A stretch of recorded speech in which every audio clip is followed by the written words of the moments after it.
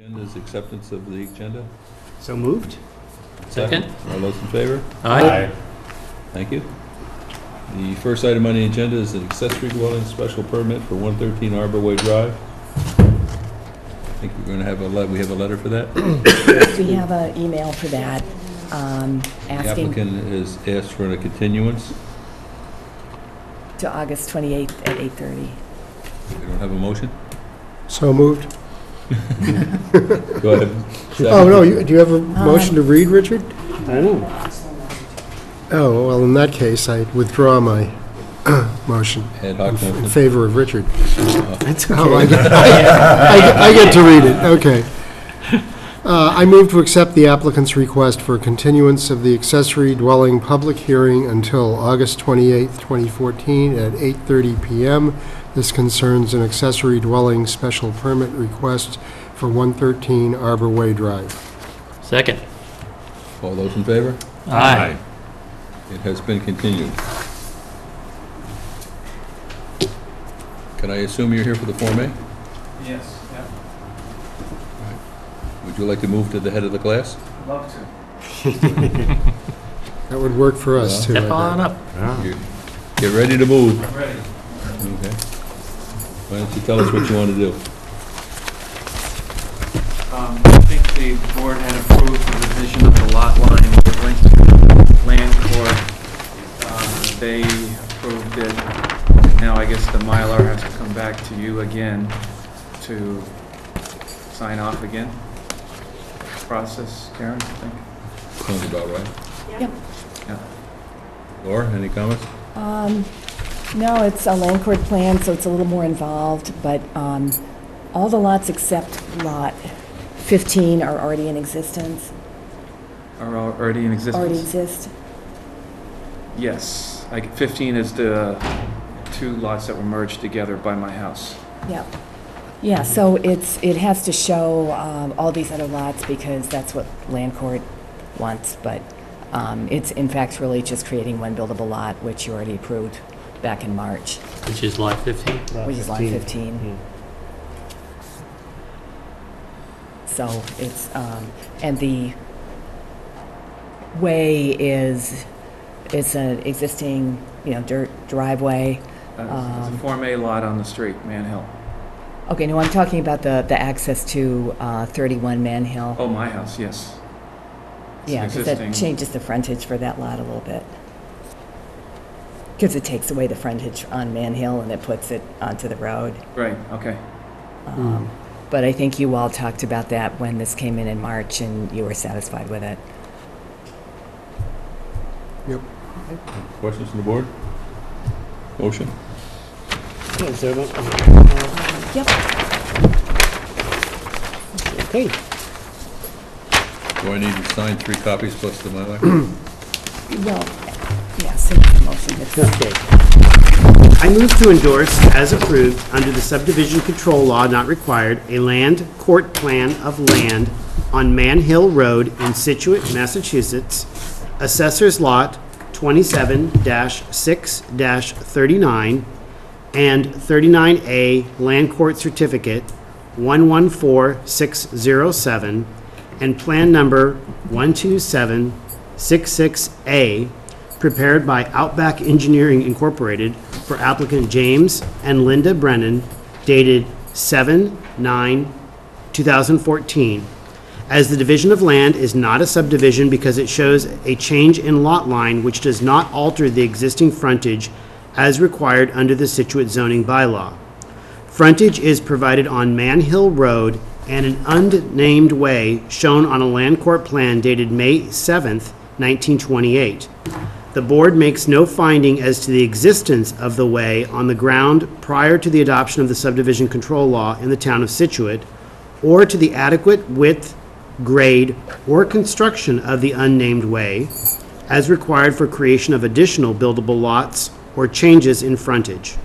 The planning board endorsed a plan for the registered land on March 31st, 2014. Second. All those in favor? Aye. You are all set. Back to the line. An audience of one.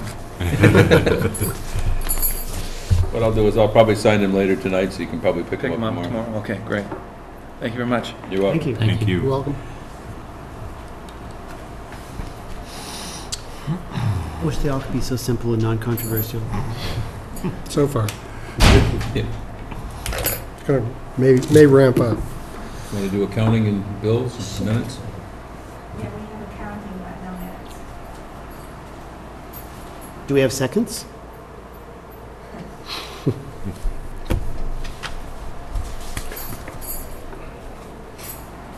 We could have a bad joke contest in the end. I know. I think I should just quit while I'm, that's debatable whether I was ahead or not, but. All right. I move that we, the planning board approve in the total of $43.71 to WB Mason for office supplies, labels, and stapler, as well as $84 to Image Resolutions of Norwell for the 2014 zoning map in the planning board office. And just those two. Second? All those in favor? Aye. We'll sign that. We have no minutes. Or seconds? There's number one. Go right into the town planner report, and you can have until 8:15. I also have a liaison report. Okay. You have Okay. until 8:14. Want to go? Sure, since I'm in front of you on the agenda. This is not going to take long. The Public Facilities Committee met on Monday night at the library to make a final selection for the architect to carry that job forward. The three architects who were interviewed was the firm of Scituate Roberts, the original study architect who'd prepared the material that successfully gained the town an MBLC, Mass Board of Library Commissioners grant. Feingold Alexander, an excellent firm, widely known Boston and really nationally, and Uden Zelo, which is a firm that spun off from Marchato and Silvetti about 5 years ago, and also has a large body of experience both with their parent firm and on their own in the design of libraries. So it was a really good evening of presentations and seeing, very interesting, nice work, lots of good images, lots of good ideas put forth by all three firms. In the end, the committee voted unanimously to select Uden Zelo as the new architects for the continuing design of the library. And I think from what was said, both by the architects, the selected architects, and anecdotally by the committee, I would expect the direction of the design to be somewhat altered as we go forward, which personally I'd be in favor of, and I think a lot of people may have felt the same way. I think that the alteration will be towards the giving a little more respect to the lines of the existing library and a little more respect to the surrounding architecture of the town and the kind of iconic architecture that the town is known for.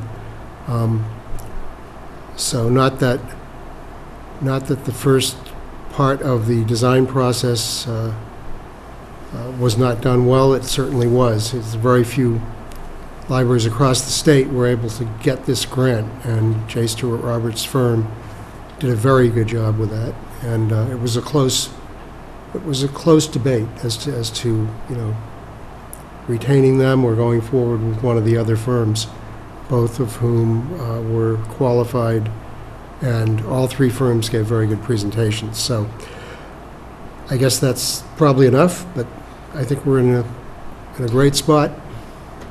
Do you think Yes. that, oh, I'm sorry. No, go ahead, Richard. Do you think that the article that was in the Mariner influenced at all? Because there was an op-ed, basically, of someone saying, we really need, basically your words exactly, we need to revisit this to be more in the lines of sort of a village type of architecture, and more in lines with the seaside nature of Scituate as opposed to being a little bit more modern, which was the first design. Right, right. It may have, or it may simply have expressed an opinion or an undercurrent that was already out there. I tend to think the latter, Okay. frankly. So how did, you said they decided they would respect the lines of the current design, but how are you going to take modern to seaside? I think that you're going to see a different addition entirely from the one that was initially presented by the study. I think a lot of the attention is going to be focused on creating a better space from the existing library and less focused on making some sort of statement with the new part of the library. And I'm sorry, what was the firm again? How do you spell that? I think you spell it, Richard. I had notes, and of course they're locked in the building department's office. Udens is Oudens, and Elo or Elo is ELLO, I believe. Okay, So, close enough. yeah, Close enough I can Google it. I believe the Udens is correct, so that should get you there. I don't know who wrote the op-ed, but we had someone come into the office who was kind of disturbed about the design and talked to me for about, 15 minutes about, not that there were really any flaws with it, but she just felt it was really at odds with that whole little neighborhood with the Lawson houses and the Lawson Tower and, other things that were in that neighborhood. Yep. So I think, I'm kind of glad that, once she said that, it was like, yeah, I could see what she was talking about. yeah, I think a lot of people felt that way, if not overtly, at least somewhere in the back of their minds had the feeling that, maybe this wasn't quite the right thing for this town and that neighborhood. So I'm sure that had something to do with the selection. I mean, all the firms were extremely qualified. J. Stewart Roberts does probably more libraries in New England than any other single firm. So, it was to change was a decision not taken lightly. Does that impact the grant or anything like No. that? No? Really? Nope. Nope. Good for No, them. the terms of the grant and the process are set up to allow that to happen specifically. You can decide to go forward with your original architect without re-interviewing. But you are not, it's not prejudicial to any part of the process if you want to re-interview. So what's going to be the process of seeing what changes, if any, are made? Well, I think once the contract is signed, the idea or the schedule that Daedalus, who's the project manager, is speaking about and the committee's speaking about would have construction documents ready early next year, probably January or February. So that means that probably in the next month or two, the kind of bones of a new design as it will emerge, along with cost estimates and various other bits and pieces. So, if we wanted to see it, which might be a good idea, we could request a presentation, it seems to me. The time to do that would probably be late September. Well, no, I would say late September, early October, maybe. So I'm still a bit confused about where they're headed with this. Does that mean they're going to change the look of the existing structure? No. No. So they're going well, to add on kind of a different architecture to the existing structure?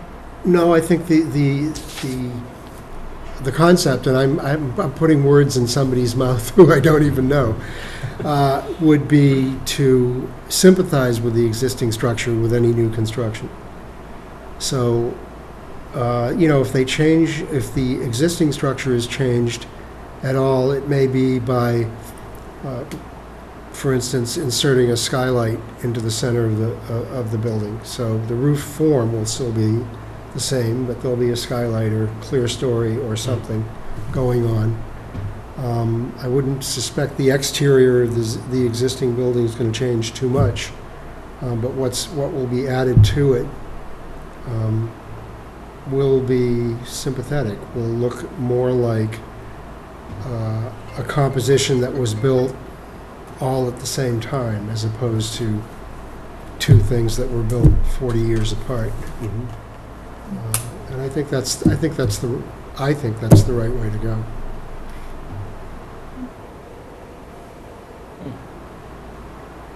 Sounds good.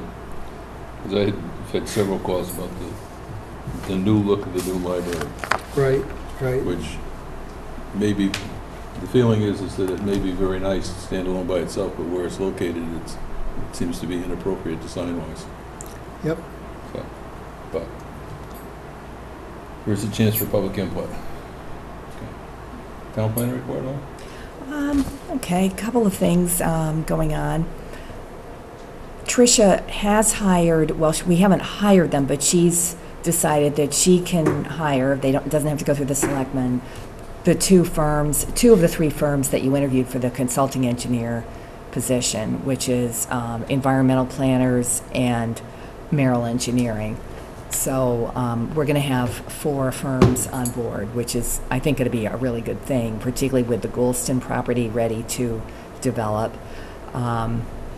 Bob and I, and I'm not sure if anybody else was there from the planning board, were at the Toll Brothers presentation about a week ago, and... Threw that out. Oh, you were there. No, I was not there. Oh, I sent it out. You sent it out. Okay. So, thank you. So, you're welcome. I think it's 90 homes. The lots are between 12,000 square feet and 20,000 square feet, and the homes are, I think, up to around 4,000 something square feet. Some are smaller, but, given the price, difference, I'm imagining that there'll be a fair number that'll be larger. And Is this a definitive subdivision, or is it? Yeah, it's going to be a definitive subdivision. And there were a lot of people there, maybe 100, asking, I thought, really good questions.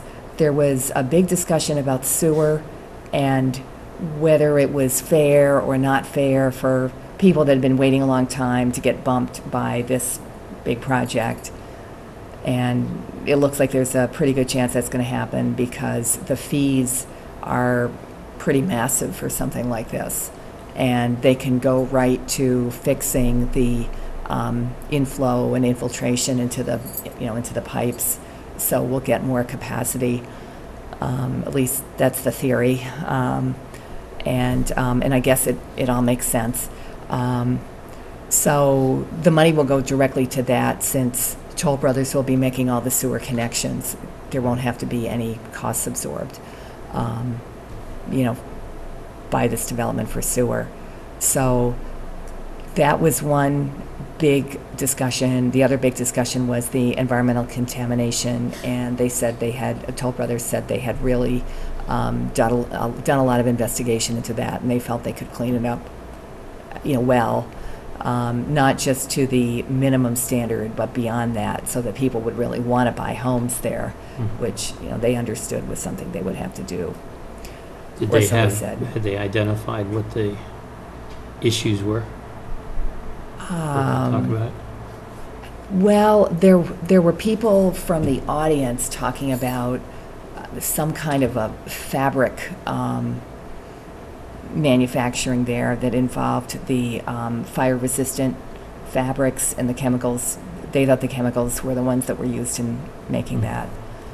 They weren't very specific on the Toll Brothers end. In general, from the audience, was it more positive or negative, or was it just, could you tell? I think meetings like that always, bring out the negative and the criticism. There were a couple of people that said, look, we could have something worse, so it would make sense, not to be too negative about this.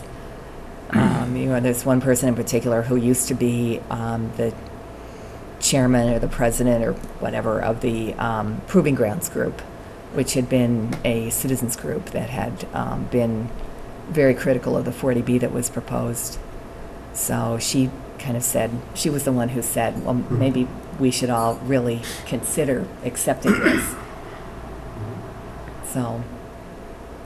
So what are the, the next steps in the sense of they come before us? I mean, is that what they'll be doing as far as like proposing a formal? Well, I think the very next thing they're going to do is to get the wetlands lines established. So they're going to be filing a request for resource area delineation with the Conservation Commission to do that. And then once they get that, then they'll really know where they can create the lots, where they have enough upland to create the lots. And I'm imagining after that, they'll do the engineering to do the subdivision and come in here. But I don't see any flexible open space or anything like that. No, it looks like they've carved out all the wetlands, so it's unbuildable anyway, right? Yeah, yeah. You talk about anything for public good? There was a little bit of discussion about recreation and, could there be any? And, that was, I didn't get a really strong feeling that they were going to do a lot in that area. But I think you just have to wait and see. Not that it's the same, but I did take the liberty this week to drive to the Cohasset one that was mentioned here. So did I. The estates in Cohasset. And I was impressed with the finishes, like they had granite curbing everywhere. They had sidewalks, they had lights that were very nice. That's a big thing with me. Yeah. So, I mean, I don't know any of the specifics, but it certainly looked like a very nice, well thought out and the materials seemed very high standards. Are those bigger lots in there, though? No, I don't know, Bob was there. no, they're not. They're the same size. They run from about 10,000 is the minimum? 12,000 to 19,000 in the Cohasset development. How did you feel about the development in Cohasset? Yeah, I think the exterior pieces that are done, as you said, they have actually used cobblestones, it appears, as a curb, as Yeah, opposed it's to a granite curb. almost like vertical, well, I thought maybe they were vertical granite, but like little Well, pieces of they it. they may be, 18 inches deep, and you're right, they probably are. And, nice street furniture and things like that. That site, as they said, is scalped. There's not one tree on it except right at the perimeter. But it was that way, I guess, when they acquired it. So they'll be, I guess, replanting some stuff. One in the model house, pretty impressive, if you've got $1.4 million. But yes, I know, they definitely care about what they do, and frankly, their market at that level is going to care about what they do and what they're buying, so it's not going to be shabby, for sure. Campanelli homes. Yeah, right, right. Yeah. No slab ranches. Yeah. Were there views from up there? I mean, because it's kind of a hill. The model home is Yeah. down near the entrance off of Beechwood, and so it's not one of the high pieces of ground, and I didn't, I drove in the back there. Yeah. Basically, you're overlooking 3A. yeah, I see can any imagine road that. I don't noise think, and all that. maybe from the third floor in the winter, there's an ocean view, something like that, if you're on one of the higher pieces. Proving grounds could be a much better location. Yeah, oh, yeah, Oh, yeah. If you're up at the absolutely. Avalon Apartments in Cohasset, yeah, they have an ocean view there. really. And I think it might be seasonal. Yeah. But I mean, that's quite a difference there. Yeah, the they're much elevation. higher. Yeah. Yeah. Yeah, the proving grounds, a lot of those lots, I would bet will have excellent views. Certainly. Yeah.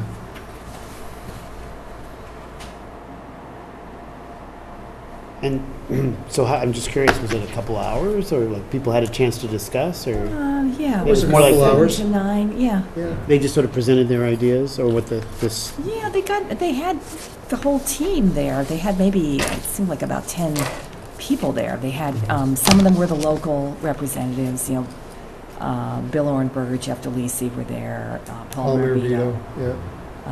And then they had their own engineers. Did they have the people that make the cookies?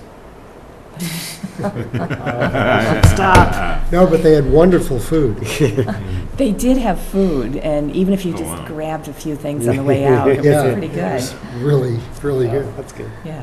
Well, one thing, when I saw the plan, it was interesting because, Cohasset is very well contained and they have the nice entrance.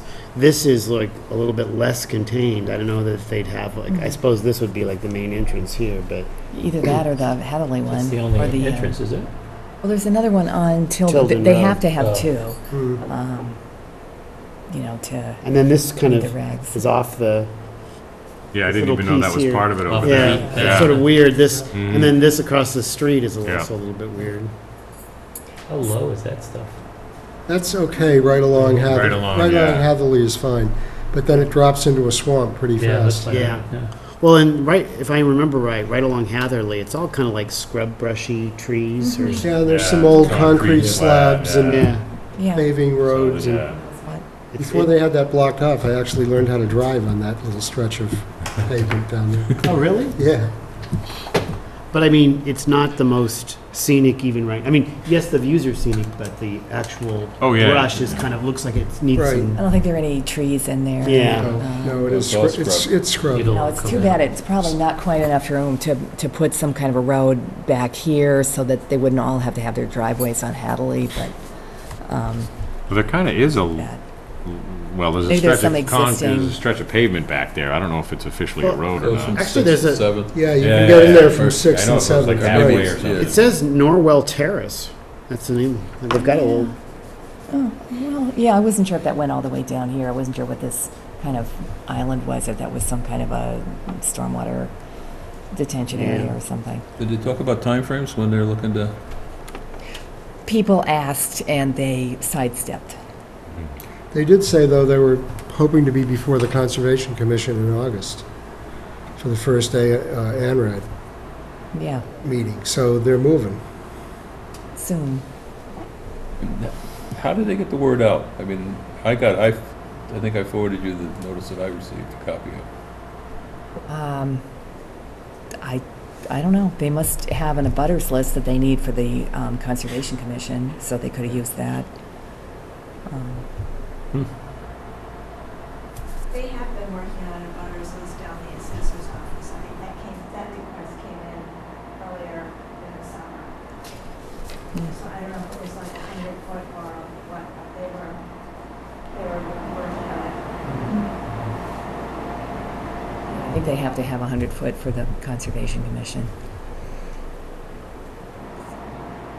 It's a lot of people in those. Yeah. those lots. Was there any discussion about the impact on the Scituate school system?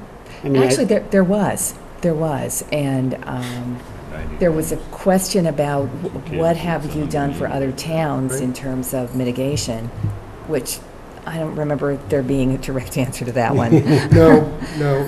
But it's an interesting question, and maybe on the planner's listserv I could find out, because I think they probably have done some things. Well, what triggered, or what clicked in my mind when that conversation was going on was the part of the zoning discussion we had, the new zoning bylaw discussion, that talked about development, Right, mitigation, mitigation, Yeah. and, right. fees, basically. Yeah, fees, mitigation right, fees. exactly, mitigation fees. Oh, yeah.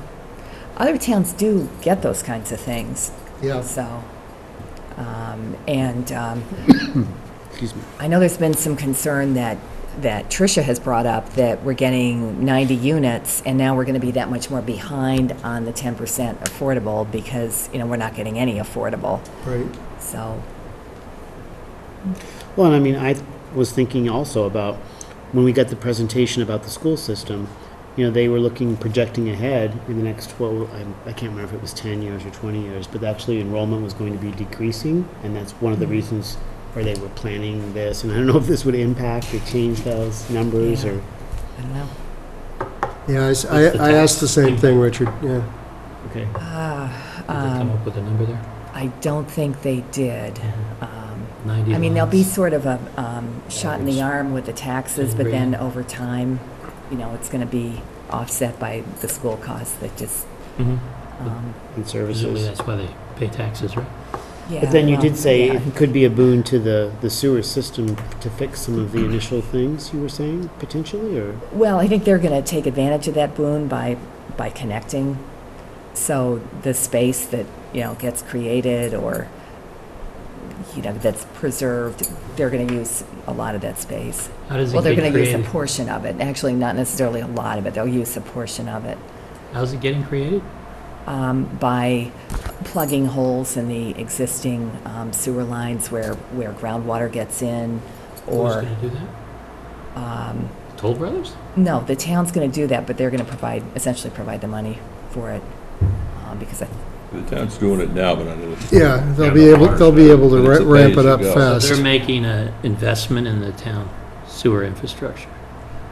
well, it isn't any more than the investment they're required to make, Oh. but But they're doing the work that 90 that connection fees, I guess. connection fee would normally pay for. yeah. So the town gets the connection fee without having to do any work to get it. So they are contributing it is over and in that above. respect. Yeah, it is Sounds over like and above they're what you would expect. Buying sewer capacity. You could say that, Yeah. Yeah. which is, not a bad thing. What about build-out? How long? Any idea? A number of years.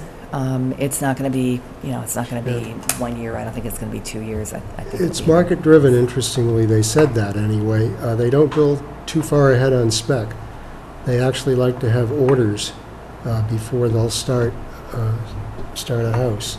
Now, that can't be totally true, but that's what we were told, that that's their business model. Don't want to be the first one to buy. Yeah. Well, I'm sure they got to build a few to get the ball rolling. But it's interesting, in the Cohasset development, they've probably built 20 out of the 40 houses, and over half of those are sold. One kind of, not necessarily the same thing, but a little bit tangent.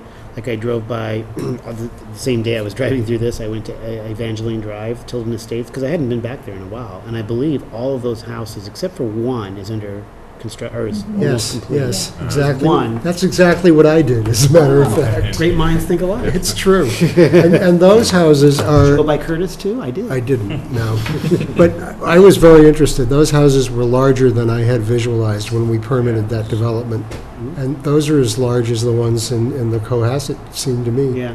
And- I kind of thought Yeah, that, lots, huh? The lots are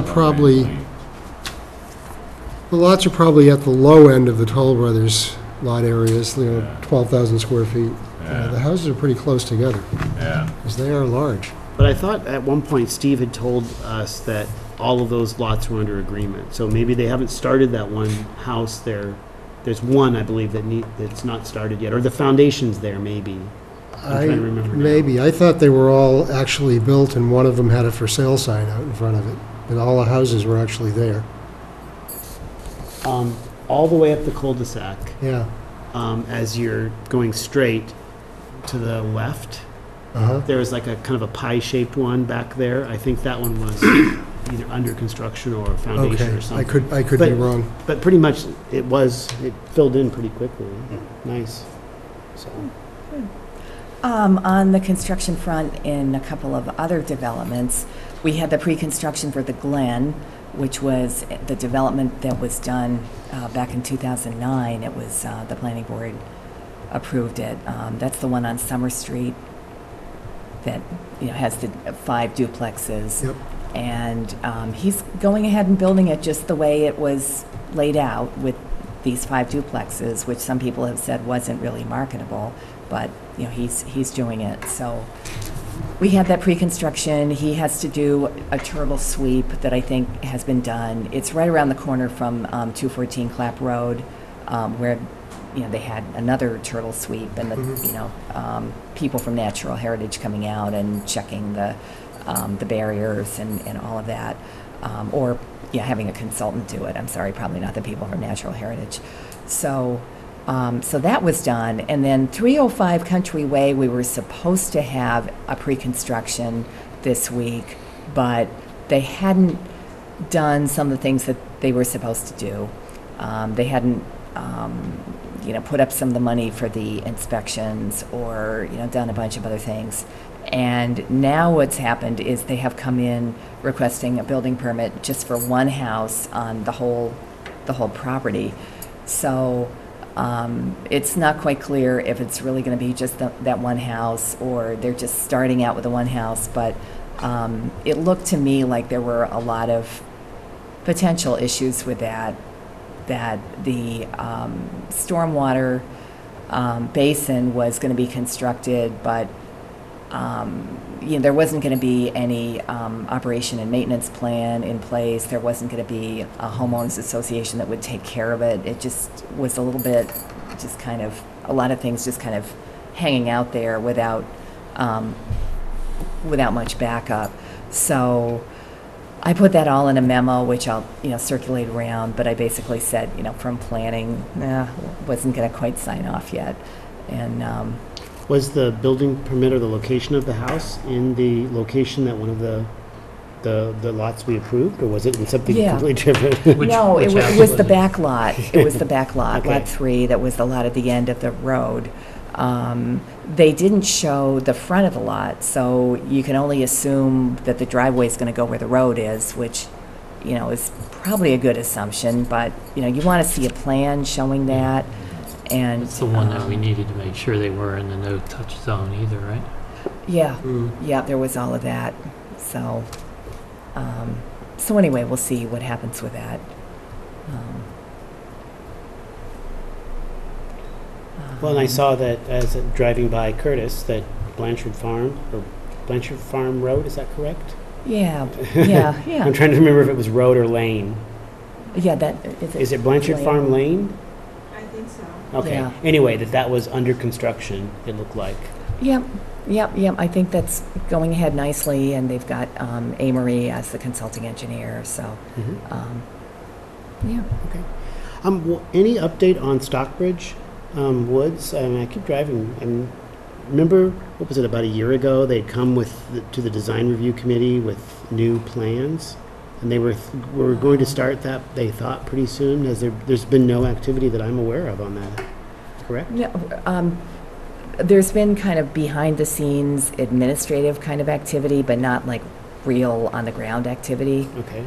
And one reason is that when they started, the state and the town started being more careful about Zone A's and tributaries to the reservoir, it turned out there was a tributary that was like designated going right by where, near where the stormwater detention basin was supposed to be. Mhm. So that was one problem, and then there were some other issues with what the soils turned out to be, around the detention basin, and could those, was it really going to work? So they had a number of things to work out, and I think there was an appeal of,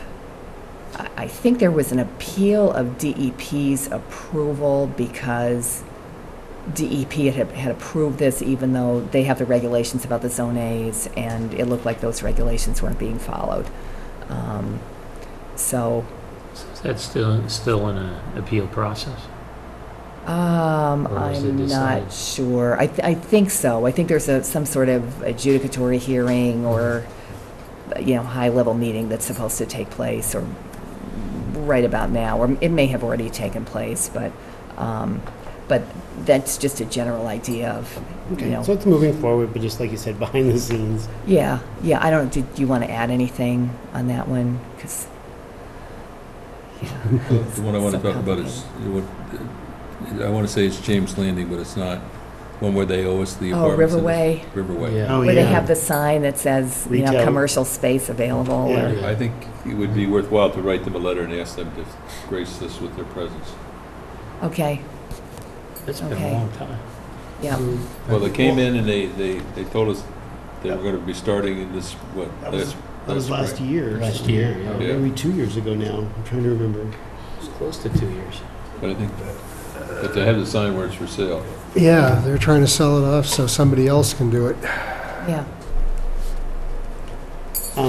And we don't, I mean, as a planning board, because I believe it was the 40B, the Steinbeck, which is the Walden Woods. I Yeah. mean, we don't have any, I should No. say. You don't have any, No, yeah, not leeway, but, input or? yeah. So that's coming along, it seems like. I Yeah, drove through there. that's coming along better now. They had some issues with stormwater, and I think they've resolved some of them. Okay. Yeah, that's a very difficult piece of property that you manage the water on anyway. Yeah. No, kind of, again, tangentially, when I was driving through there, that the street that it connects to on the harbor side, which I think is Otis, is that right? Hazel. Hazel? But I noticed that that street was in really poor shape. Is that supposed to be like repaved down to the harbor at some point? It almost looked like it was ripped up for some kind of. They're doing water pipe. Yeah, I think the water's, the water's They're all going like through there that. too. Yeah. Well, I know that I know many of them are. I wasn't Yeah. sure if that was earmarked. Because I just Think thought, so. well, here's this new development, and get from there down to Front Street was in pretty bad shape. They're all like that. Oh, yeah, they've torn up all those roads Yeah, you because they're should see. putting, Okay. putting new Some of ones. It's the all other water ones, pipe replacement. I don't think that one's the worst, the one you went down. I think Hmm. there's Okay. So are they gonna fully repave those roads? I think so. Yeah, I think Yeah. so, That's what I heard. yeah. You know, one other situation a little similar to Riverway is that the development that we permitted in Humrock, the condominiums right along the South River there, Mhm. are complete now and beautiful. I mean, they Yeah, they did a did nice just, job. just charming beyond belief. But one of the conditions of that was that they provide an affordable unit, not in that development, but off-site. And I understand there's negotiations at some stage with the Affordable Housing Trust for some land off of Stockbridge Road, where Yeah. the developer's going to build that unit, but my impression is it's kind of stalled, and, you know, I'm told that there's no surety being held against the production of that unit as a condition. So it would be good to see that move forward, I guess is what I'm saying. Yeah, I think it may be that it's just the way the Affordable Housing Trust operates. They don't have meetings very often, and it can be, I don't know if they have trouble getting a quorum, but I had to get some money approved for the Affordable Housing Plan, and, you know, it took about 3 months, but, Yeah, okay. That brings up a good I'm not point. sure They what wouldn't- we they can wouldn't do, if normally- anything, Yeah, I don't know but it's if out we there, could you do know? Is that right, though? They wouldn't normally bond the completion of that affordable housing unit? I don't know that they would normally do that. I mean, they might hold back on the last permit. I mean, I don't know. I think they Well, might have been able to do something. It's Or maybe potentially, get some kind of a deposit for it to guarantee it. I mean, that went through the zoning board, the initial approval, and the planning board just had the site plan, so right, the planning board didn't really have approval over things like the affordable unit and where it was Mhm. going to go. Speaking of that, I think there was an article last week in the Mariner about the Kent Street property. Oh, yeah. Will we have any input on that at all? It's not too likely, because it probably would be through 40B that it would get developed. But, you know, anything's possible. I mean, we can, No, just- we can reach out to them. Just curious. Yeah. I mean, that might be something I don't know if it's of interest to other people for a presentation on what the status of that is. Yeah, I don't know. I think it's likely to be pretty controversial.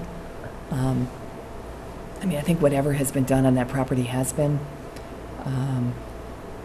So, yeah, if you want to do it, just kind of prepare yourselves for that. One last thing before, any update to the MBTA situation? Or the property, I should say? Oh, Tricia and I met with Joe Lynch and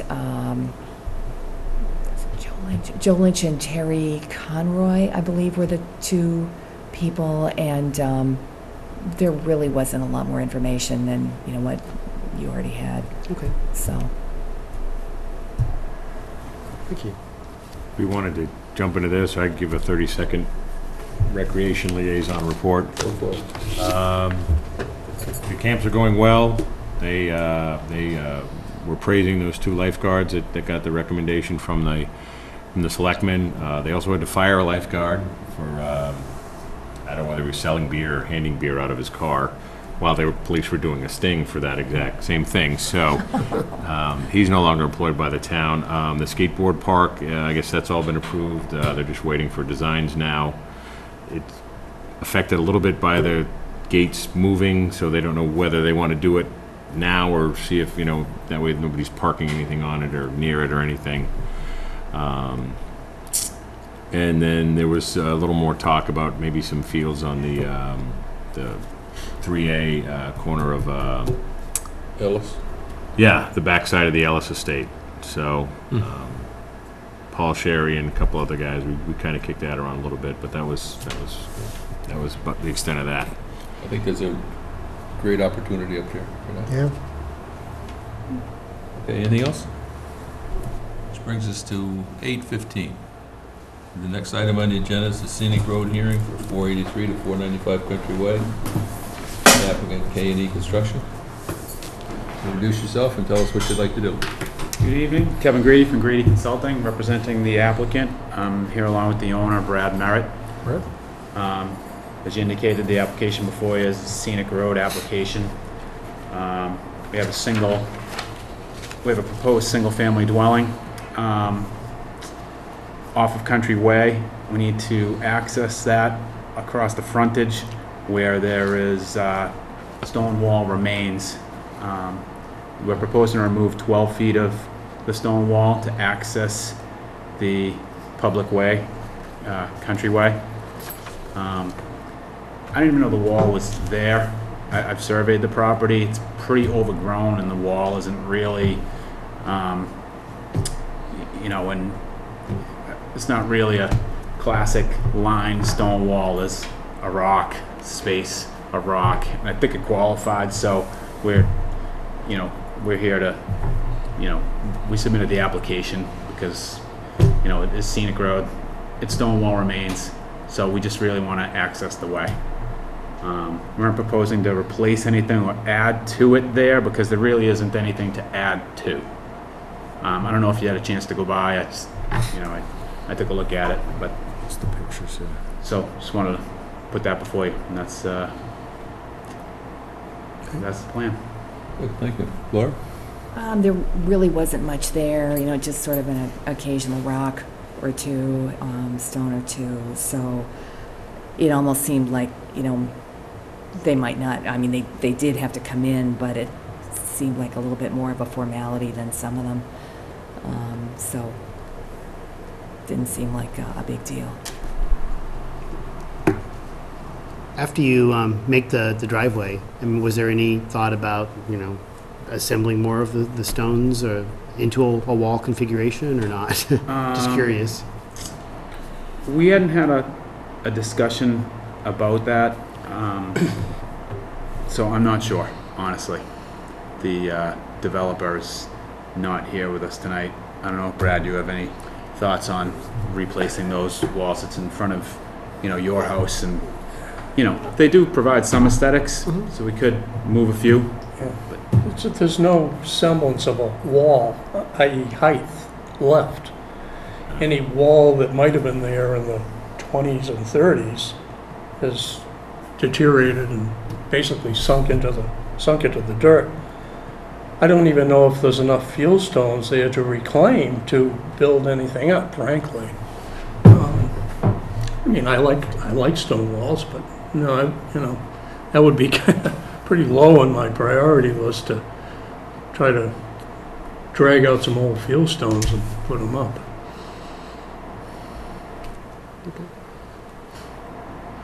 Well, I don't think you were suggesting building a wall. I was just curious as I just thought you rescattered them along the area that you're not. that, or just what were your thoughts after the fact, after the driveway Keep you was from there? having to haul them off-site. There you go. We do have stormwater application before you, and we do have a bit of a stormwater infiltration basin going just on the property side of the way line, trying to take the water from our driveway and not push it onto the way. We're trying to take it onto our property, so we do have to do a little bit of work there. That's what's gonna be there, is a grass infiltration basin. It's not a lot of work to replace those, put some stones up there, if you prefer that we put some of them, because that might break up the view a little, but it's not my money to spend. Right, I was really just asking for information purposes. Sure. And number 483, which is the abutting property, they don't have the wall at all in front of that right here. I don't know if you've seen the plan, so they've removed it long ago. So if we were to put it, that would be the beginning of what there is for bits of wall along the frontage here.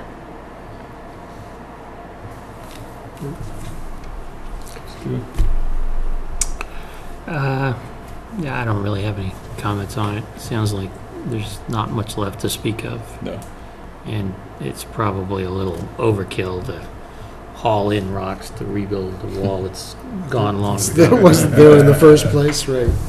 Probably find Well, out it was what- probably there. It's just been scattered to the Yeah. to various winds by now, I guess. well, Any trees involved in this? It's all small brush in Okay. there, yeah. Any trees were on the property line side of the way. Okay, Everything in the way was just small brush. so it's only the wall that's triggering the scenic road Correct, designation at that point? correct. Could you- Well, we've got 75 feet of frontage on the lot here, so it's not a large area that, Yep. Does that wall exist on 493? 93, yeah, pieces of it do, yes. It does. Just Yeah, 493, there is a nice stone wall on 493, which is where I live. And that's in pretty good shape. But it's not a continuation of the field stone wall. It's more of a slight upgrade from field stone. Oh, it's a more- newer It's not an wall? old- Yeah, with a granite corner and everything. Oh, yeah. Now, newer, yeah, two or 300 years newer, older. It's an It's old, newer? old, very Farmer. old building. But where you're proposing to go, it looked like immediately to the, I don't know which direction, Be it's to the north west. here, to the west. Yeah. Is that still stone wall, or is that kind of disappeared as well? Where does the real stone wall begin? Sure, in front of 493, it remains mostly through the woods. Do you have the plans that we submitted there? Yeah, that's what I'm We do looking have at. In that tree line, that stone wall remains. Can you see the tree line going from basic utility pole 487 there? Mm-hmm. It's From hard to 487 going west? find. You know what? You can East. see, yes, Going going east. east. Okay. Yeah. That's really remains in there. It's really, you can find it. It's down in a hole, and there's a rock here and a couple rocks, and then a break. But you really have to. I mean, currently, the aesthetics of Country Way aren't, improved by that wall there. Okay, You know. that's kind of what I was asking, so. Just a quick question with the basin on the lot where you're making the application. Yep. You're gonna have to take out a lot of the trees there, a lot of the growth there, so there's gonna be much more, visibility of a house there. I mean, as far as like the scenic road sort of atmosphere, I'm just wondering if there are all these, I don't know what the board thinks, it's their decision, it's not mine, but if they're, I know Mr. Merritt owns this whole stretch of property from 483 all the way up to 495. Maybe it might, add to the kind of appeal, like curb appeal for that property to put, some kind of a wall in front, just so the basin isn't as obvious, and the parking and the cars and, I don't know, it's just a thought. I don't disagree. I'm happy to suggest that to them. It's pretty easy for the contractor to place them if he has them, I don't know what the board thinks about that either, but. Yeah, I wouldn't go out of our way to bury the rocks. I mean, Right, I think it would right. be good if you whatever you're disturbing to try to put them in place. I was, happy to strongly suggest that, and Yeah, if you're going to dig for that basin, you'll probably Yeah. find This rocks is that why- you don't want to Yeah. find. You Right. find out where they buried the wall. Yeah, really. Or what else they buried. So what you're saying is like the 12 foot of the driveway, if there was rocks, you'd put it just to the east of that, where that Yeah, they've got basin. rocks along there that, they're eventually going to be combining that lot in between or whatever with some of these other pieces of property, and there are rocks there. Maybe a use for those rocks would be to kind of make one nice wall in front of that little stormwater basin. Mhm. And it might keep like the, I don't know, it would be short. It might look kind of silly, I don't know, maybe a You'd little end up too with a silly. wall, and then you're back to No wall, no wall. yeah. Never mind. Although you could configure it along the top of the slope of the stormwater basin itself and kind of curve It may it be a little so curving that thing. so that it respected the basin as opposed to the road, and make Yeah. a landscape feature out of that. That might look nice. Anyway, Anyway, What's the pleasure of the board? I think we should make a motion. Yeah. Do whatever we I need mean- to do. I'm assuming without any conditions, per se. I mean, I got a scattered wall now. I could put more stones and make it appear less scattered than it is, but, it's not like I've got a stone wall a nice pristine stone wall that I'm gonna take 12 feet out of. right. a classic, Yeah. yeah, the old yeah. stone wall. And I got a rock collection. I'm gonna move 12 feet of it. Okay. I move to close the Scenic Road Act public hearing and to approve the application for removal of approximately 16 linear feet of remnant stone wall in connection with the construction of a proposed 12 feet wide driveway for a new single-family home on Country Way between 483 and 495. Assessors Parcel 32-007-015 and 21 for applicant K&E Construction. No new stone wall is proposed and no trees over 3-inch caliper in the scenic roadway right-of-way will be removed as shown on the scenic road plan 483-495 Country Way dated June 12, 2014, prepared by Grady Consulting, LLC. The applicant will notify the planning board when construction commences and when the driveway is fully completed. No additional stone wall shall be disturbed for utility installation without another scenic road hearing and permission of the planning board. This approval is conditional on all federal, state, and local permits being obtained. Only comment, can we handle it as a field change? If indeed they've got to move 2 feet of wall to put in utilities? Yeah, well, when you say 2 feet of wall to bring in utilities, you mean over and above what they've got on here? Well, the statement is no additional stone wall shall be disturbed for utility installation without another scenic road hearing. Yeah, I guess so, yeah. Well, permanently altered. If they had to remove a Yeah, rock yeah. and put it back. Significantly altered or something, What you yeah. want is that you want all your utilities to go in the driveway area. You don't want to be having them all of a sudden disturbed 10 feet down to put in the utility connection. You want it to go where the Mhm. driveway is. Yeah. That's our intent. And that looks like the intent on the plans. Yeah, Yep, that's true. Yep, that's a way to push them in that direction.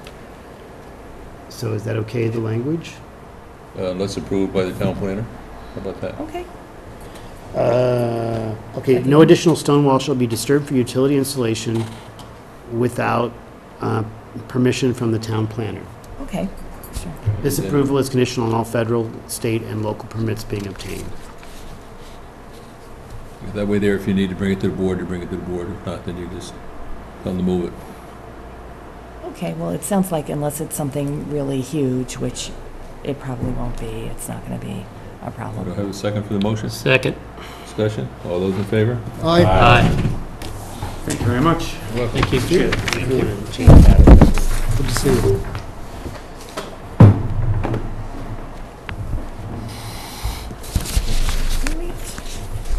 It's now 8:30. Next item on the agenda is discussion standards for consulting engineers. Good night. Thanks, yes. Thanks. Right. Take care. So, I think I talked a little bit about this before, that, particularly now that we're getting the new consulting engineers on board, I think it would be a good thing, and I want to get your thoughts on it, to have some, set of standards or guidelines for what the consulting engineers do. Because right now what happens is you've got one that goes very, very in-depth and very broad and deep with what they do. And the other one does a good job too, but they're just not quite as like all-encompassing. For instance, with the flexible open space zoning, there are pieces in there that are really clearly engineering. The stormwater with the subdivisions, if there are traffic issues, the road construction, all those are really pure consulting engineer subjects. The amount of the open space, whether the lots meet zoning, the fact that the zoning gets kind of varied on the individual lots. The consulting engineers don't really think that way because they're, it's not really sort of engineering think, it's more like planning and zoning think. Regulatory think. Sometimes, and in fact often, you get the comment from the consulting engineer, well, these lots don't meet zoning, these lots don't meet zoning. It's like, yeah, that's right, very good, But, it just seems like it's not really their thing. And for the applicants to be paying for that just really doesn't seem like it's really that great of a thing. The other thing is that we do get pushback from applicants on which consulting engineer gets used, and they have the preference for the one that they think is cheaper and that maybe isn't quite as in-depth. And I think if we kept once, and that's been pretty, pretty consistent that we've gotten that pushback, and it's been a little awkward, and it takes time that we could be using on other things. And, I don't want to have to defend the consulting engineer, and I don't want to get in the middle between the consulting engineer, the board, and the applicant. So it just seems like you all should be in the driver's seat with what you get, and you should have some common standards for what they do. Instead of having, one person give you like a 20-page report and the other person give you like a 3-page report that may have a lot in common, but they're just different degrees of, sort of intensity of, So I made up a list of things in zoning and in the subdivision rules and regulations that it was pretty clear that they should include, and the description at the top kind of covers it, that they look at drainage, anything to do with stormwater management, road construction, parking, whether it's the number of spaces, the size of the spaces, the configuration of the spaces, whether you can back up or not, all of that, all the operation and maintenance plans, anything to do with traffic, anything to do with guaranteeing that infrastructure will be built, like surety or lot releases. And also, it's not on here, but any of the inspections for any of these things, which is something incidentally that a lot of towns don't do. They don't have a consulting engineer doing inspections, but it seems to make a lot of sense, particularly when we get the same consulting engineer doing the inspections that reviewed the original plan. So in addition to this, I also made up for like kind of ran it by Steve and Bill. Just a little kind of advisory that just said that we do want, I think you want, but this is what I want to point out, that you probably like having a lot of the bylaw, like point by point, what it needs, what it doesn't need, and a little bit of an explanation of why and why it's important. And then I also thought there should be some kind of a summary at the beginning of what all the major issues are. So if you don't want to read all of that, you don't have to. And, so I think if the ones that are giving the more like general reviews do something like that, I think it will kind of even things out a lot. And I did talk to them and I said, gee, how do you feel about doing a more, sort of a little bit more structured, more in-depth review? And they said, no problem. They do it for some towns. They just haven't done it here because, we haven't asked for it. So anyway, that's probably enough talking.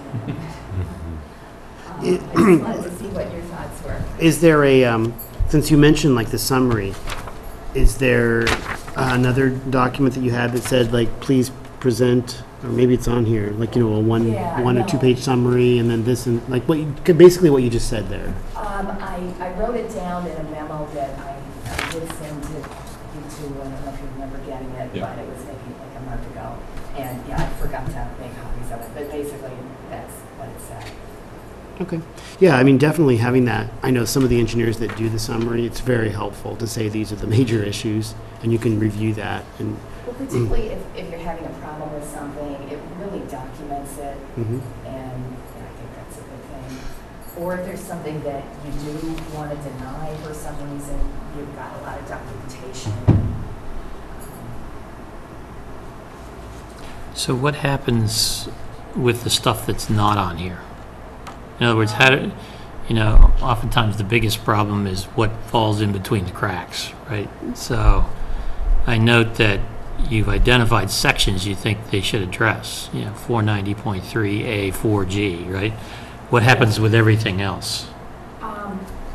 Well, this list isn't intended to be all-inclusive. Like, if there are other things to do in infrastructure, well, it's kind of, you want them to at least cover these things. But the other things, like zoning or, I'm trying to think, whether a scenic road hearing is required, the flexible open space, whether the open space is something that the town really wants, all of those kinds of things. I think, I wouldn't, there would be other departments that I would get involved with it, but I mean, I guess basically I would do maybe a little bit more of that. what I'm seeing here is, what I think I understand is like, this is almost like pointing out kind of, not above and beyond, but specific things. Like they should be doing like what you said, like there's lots more on mixed use special permits, but these are things that maybe have been missed in the past? Or? Yeah. Well, I mean, for instance, with the mixed-use special permits, the parking on that is a little different, and that's something that even when we say parking, with that in particular, I'm not sure if it's going to be me who does it or the engineer who does it, just in terms of the number of spaces. Mm-hmm. It's not really a problem for me to do it. I've done that on plans in the past, on Glenview and other towns that I've done, that I've worked for, so I don't think that's a real problem. But, yeah, so I mean, for instance, with the mixed use, there are a lot of design criteria with roof pitch, Mm-hmm. facade changes and things like that, and if I feel like those are beyond me, I can ask Bob for help, or go somewhere else for help with those. But those aren't really engineering items, Right. the design items. So I didn't want the engineers feeling like they should do everything in the whole entire zoning bylaw, because I think they're kind of going in that direction sometimes. Okay. This list, is this things that would be in, say, somebody that gave us a 20-page report? Would they cover these things? And somebody that gave us a 3-page report, maybe these are things that they didn't cover? Or, I mean, I understand the basics of the application, where they're going to go, but I was just kind of curious, what helped generate this list? Well, I went through the bylaw and just looked for any sections that really relate to infrastructure, whether Okay. it's roads or stormwater, parking, and a lot of these wouldn't come up on most applications. Like the plan development, that's only going to come up when you get a plan development application. Residential cluster, same thing. Water resource protection, same thing. Flexible open space, mixed use. I mean, they're very specific to different types of applications. Cushing highway egress control. I was I mean, I thinking. think, you haven't hardly ever had one of those.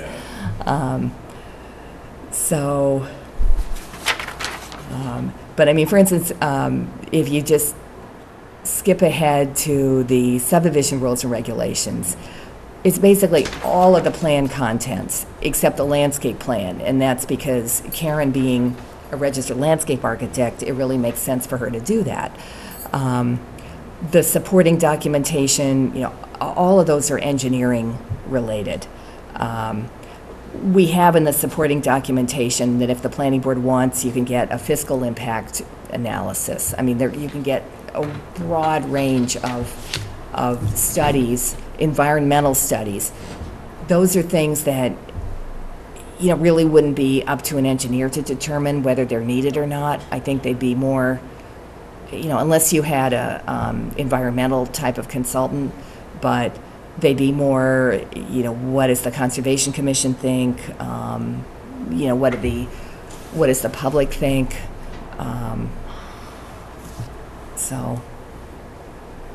And with the design standards, that includes basically everything except, I think some of the aesthetic type of ones.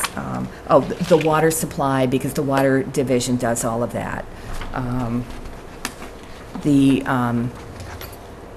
sewage infrastructure, because the sewer department wants to do that. Electrical, telephone, and other utilities, because the utility companies really do that part. And then everything to do with erosion control, amenities like extra open space, preserving significant landscape features, bikeways, things like that are really things that we can do in the office. And then easements, 7.6, that's something that I think it's something that either that we can do with building, we can do with DPW. I think this would be something we would kind of try out, and if it turned out it really wasn't working, then we change what we're doing. So were you looking for just sort of a verbal discussion, or you want to make a vote that we approve this method, or? Well, either one, just sort of a consensus or a vote or any of the above. Would we go through each application and each situation and direct the engineer to review particular areas, or do we simply allow him to, based on these guidelines, decide which areas are necessary to review? I think we'd still, let them decide what's necessary to review, but I think we just want them a little more focused and less going into things like, the open space, do the lots meet zoning, things like that. I think there are some things that they're doing that really, don't really seem like they're adding anything, and Mhm. if I have to go back and change it or, keep discussing some things with them, it would be kind of like if I were trying to, design a detention basin, so, So the ultimate sort of goal here is to, let's say that we had two flexible open space applications before us with two different consulting engineers, that when we got the report, they would be fairly similar in the sense of what the report contained. yeah.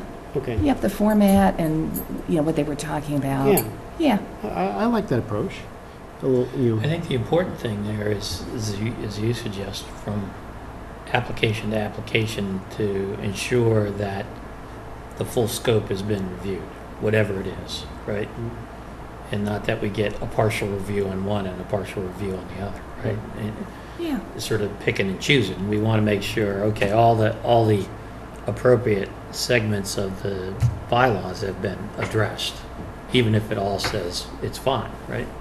yeah. It's sort of an affirmation that it meets the bylaw, as opposed to an affirmation by saying nothing, right?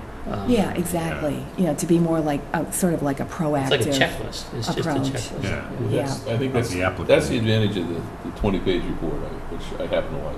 Yeah. Because it goes through, it starts from A and it goes to Z, and everything that's in there, it's being addressed. Now, to Laura's point, not all of them are engineering issues that Yeah. some words are put to, but what, I think that the safety value of that is that nothing falls through the crack. He looks at the entire set of regulations and then comments on them one way or the other.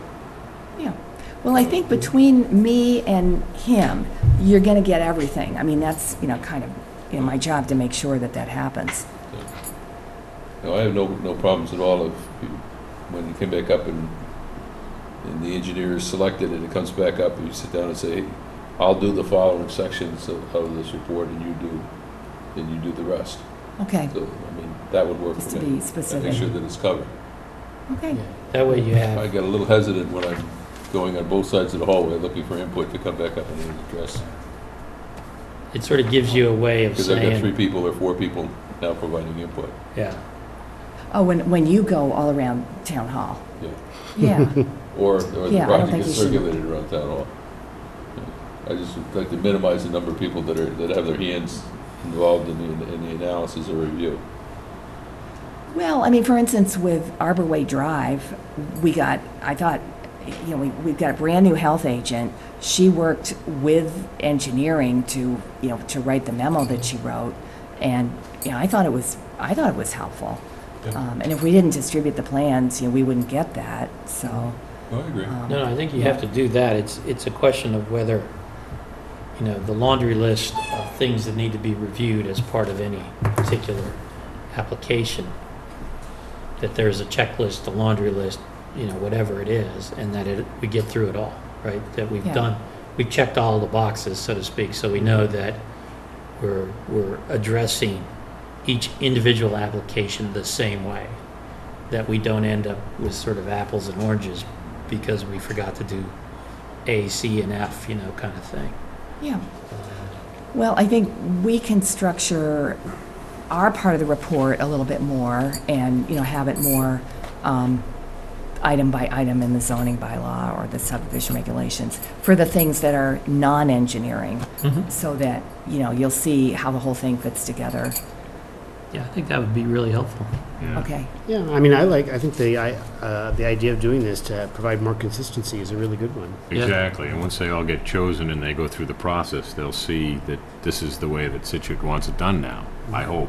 Oh, good. Yeah, Yeah. I hope so too, and especially for the new ones just starting, Exactly. they can get You can trained in the you right. can mold them in the right way. Right, molded. So, okay, well, that's great. Well, thank you. That's really helpful.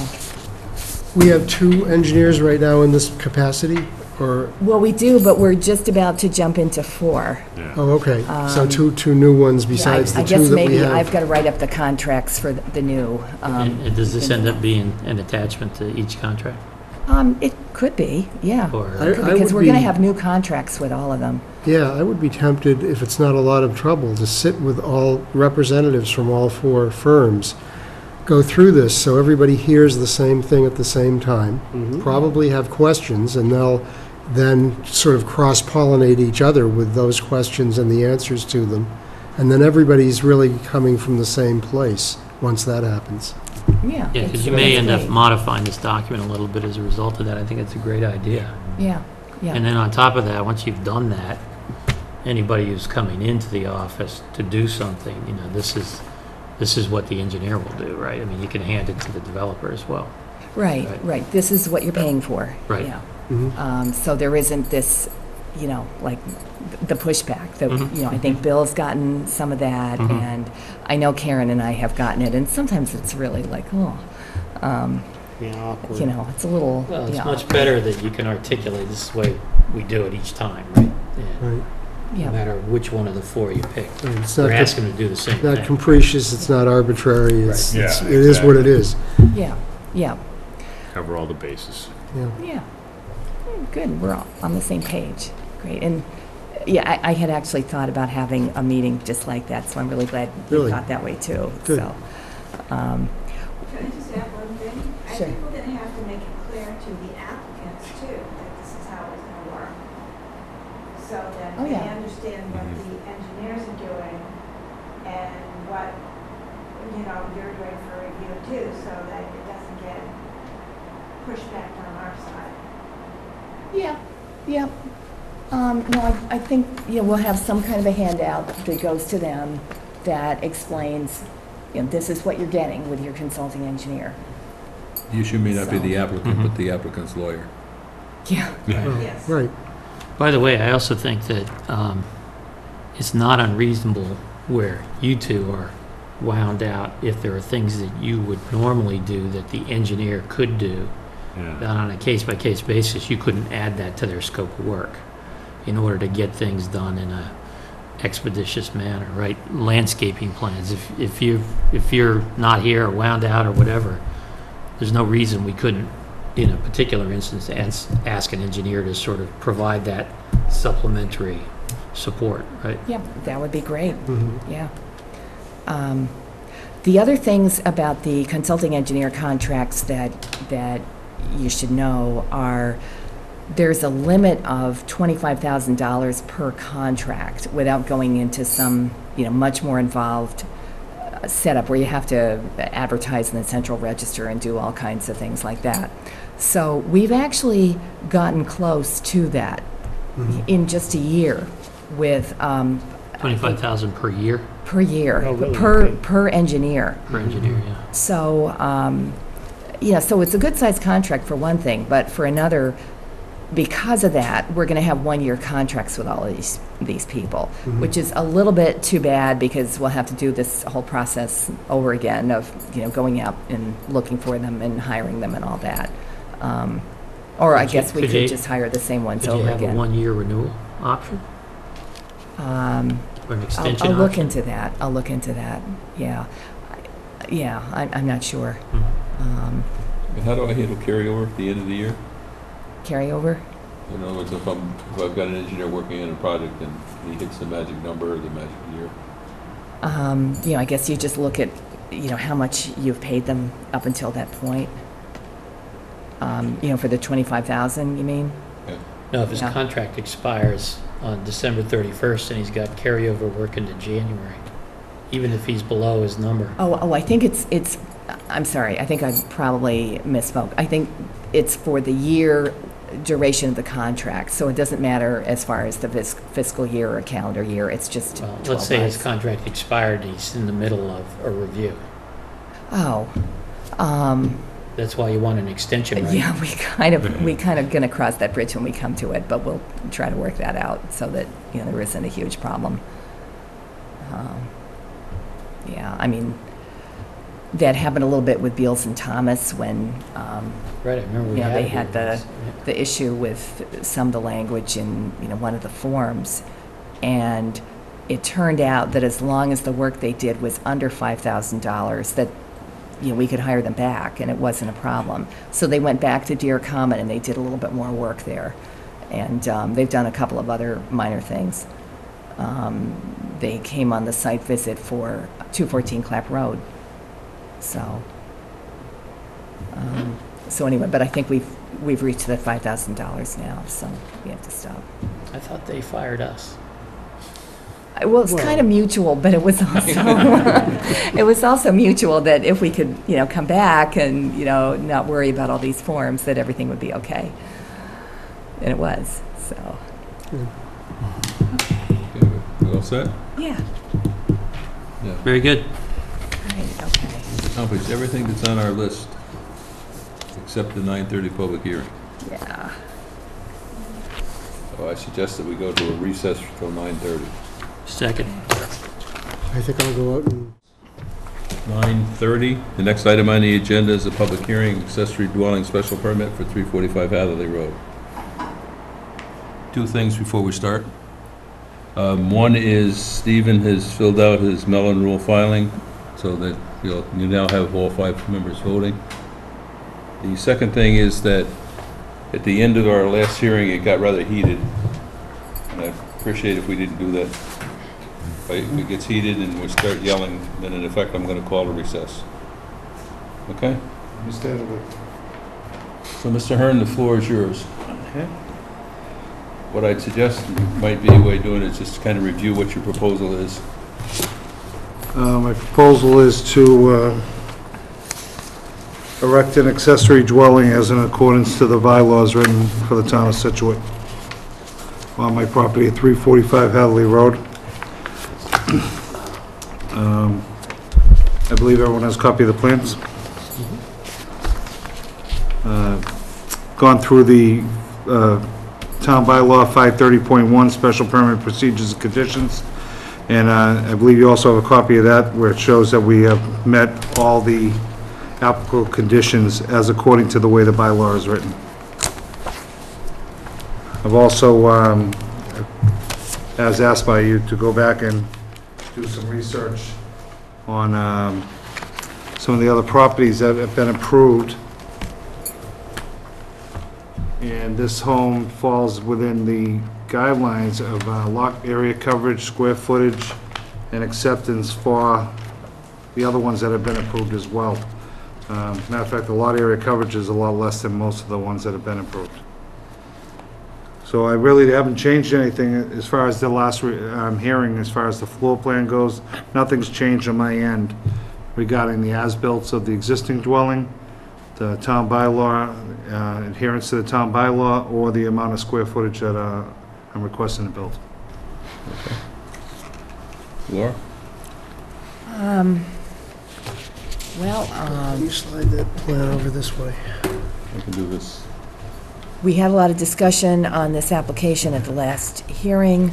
I think the concerns were with the size of the accessory dwelling. Even though it is below the 40%, it's still 1,500 square feet.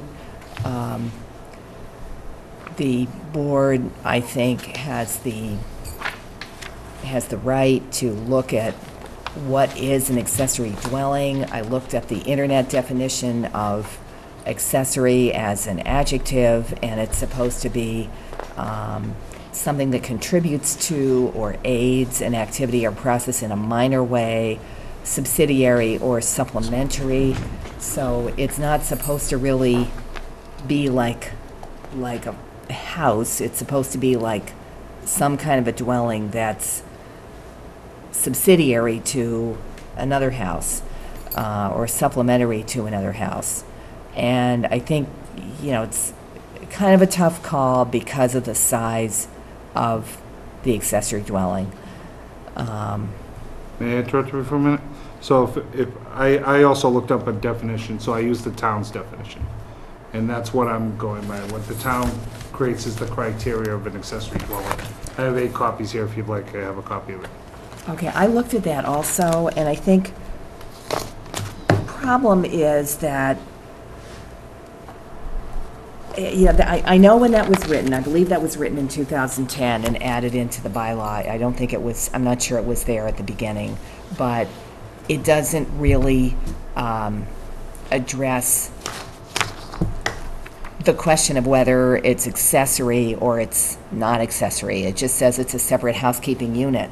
So I understand what you're saying, but I think the word accessory is still in there, and I think, the board, has the opportunity to look at it that way also. I'm not referring to that, I'm referring to the definition on the town's website of what an accessory dwelling is. Oh, okay, I thought you meant in the bylaw. This is the town's website of what the definition of an accessory dwelling is considered in the town of Scituate. Okay, that's not official, but, if the board wants to look at it. May we look at that? Yeah, if you want to have a definition, it's a definition. Well, the definitions, there's a definition in the zoning bylaw also. Definition of accessory is a broad scope. Thank you. Okay. Okay, thanks.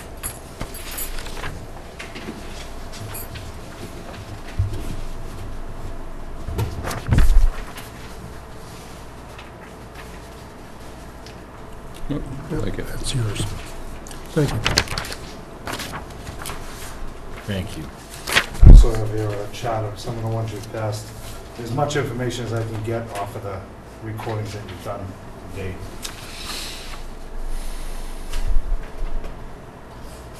Have a few more copies of that.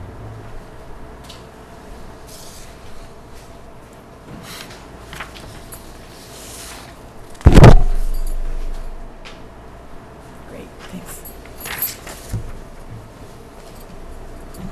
Thank you.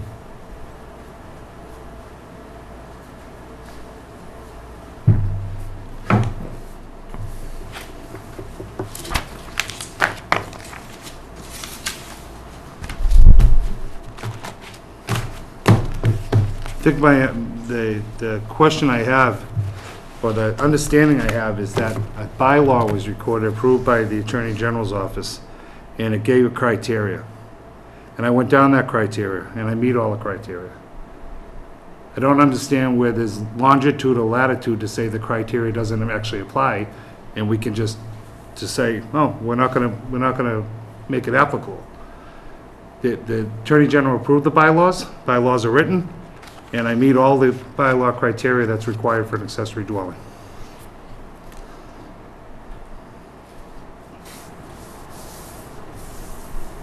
You all set? Yeah, I'm all set. Richard? No, I think we've discussed this quite a bit. I think where the situation is with the bylaws is there's some interpretation because of words like accessory, words like subordinate. So there is some leeway there in the board's approval of it's not as strict as like ticking off these 10 requirements. I agree with you, Richard. So when they say subordinate, that's why it gives you a percentage, 750 square feet or 40% of the existing dwelling. So if you're below that 40%, you are therefore subordinate to the size of the existing dwelling. I mean, yeah, I understand your position, but accessory is not a broad scope word. Accessory dwelling as defined by the bylaw, it's clear in there what it means. I meet it. Subordinate, I meet it. I'm not trying to be difficult here, but we cannot just change what the rule was recording as. If I was at 42%, I would walk out of here and say, I'm at 42%, I understand. But I'm not. And other projects have been approved at over a 30% ratio. So, on smaller lots, I may add. I have 55,000 feet of land. And I will also add that, as you know from the last meeting, I can abut the units as of right. I just don't want to. I don't want it to be a dwelling where I'm connected to someone else. Yeah, and I do believe, actually, the last meeting, Laura was, and Karen were nice enough to give us every square footage for every accessory dwelling in the town of Scituate. And I do believe this would be the largest if we approve. Am I correct in that assumption? Yeah, that's right. I think the next one, I'm just looking at the sheet right now. It's Mordecai Lane. There's a 1,200 square foot one. It's probably the 1248. That looks like that might be the largest. Mordecai Lincoln Oh, actually, Road? no, you're right. I'm sorry, there's a 1399, you're right. Yeah, and that one I think was an existing house that was, there were two houses that were being put on the lot. Mordecai was a garage that they converted into a home. Yeah, I mean, my position on this hasn't changed in the sense that I do agree with you that I believe you do meet the requirements. of the bylaw, so I would be inclined to vote to approve this, even though, again, as I said before, it may not meet what the intended bylaw was created as, but I think the onus is on us as a board to maybe potentially change that if we don't like the regulations or don't like the way it's written. So, that's where I stand. Steve? A couple of questions. Do we have elevations of this house? It's flight elevation. Yeah. This is the new one? Well, this was what he gave us before. Can we see what you're proposing to build? So we just have It's a rear elevation. of what? You see it in the first one. I guess this is the front elevation. This is what I'm showing you. That's correct, that's front elevation. This is what's being built? Yeah. Go ahead, I just want to look at this. I don't remember seeing this. Robert? Well, we certainly have considered this issue probably more in the last month or so than in the first 6 years I've spent on this board, in terms of what's appropriate, what's not appropriate, what's going to look like two homes on one parcel of land. This is not a house. I still am with Richard. You know, I think that we wrote the bylaw with some very definite numbers, the 40%, 750 square feet, whichever is greater. I don't think that language is ambiguous at all. I think the words that become ambiguous and subjective are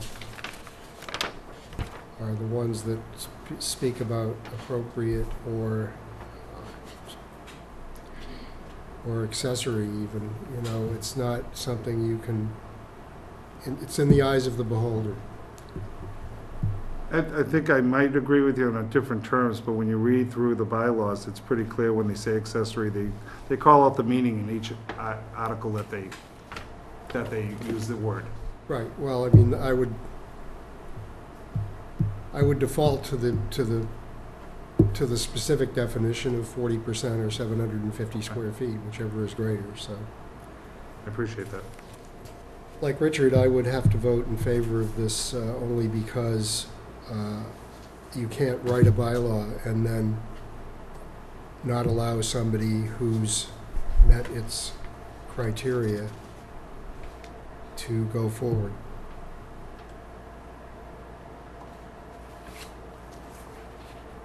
Okay. Bob?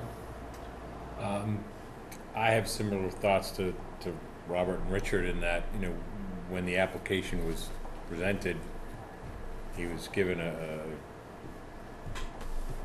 guidelines to follow, and he's followed the specific requirements set out in the bylaw. And if we need to tighten that up or use some more definitive language, we should do that. But given the rules as they stand now, I would agree to vote to approve it.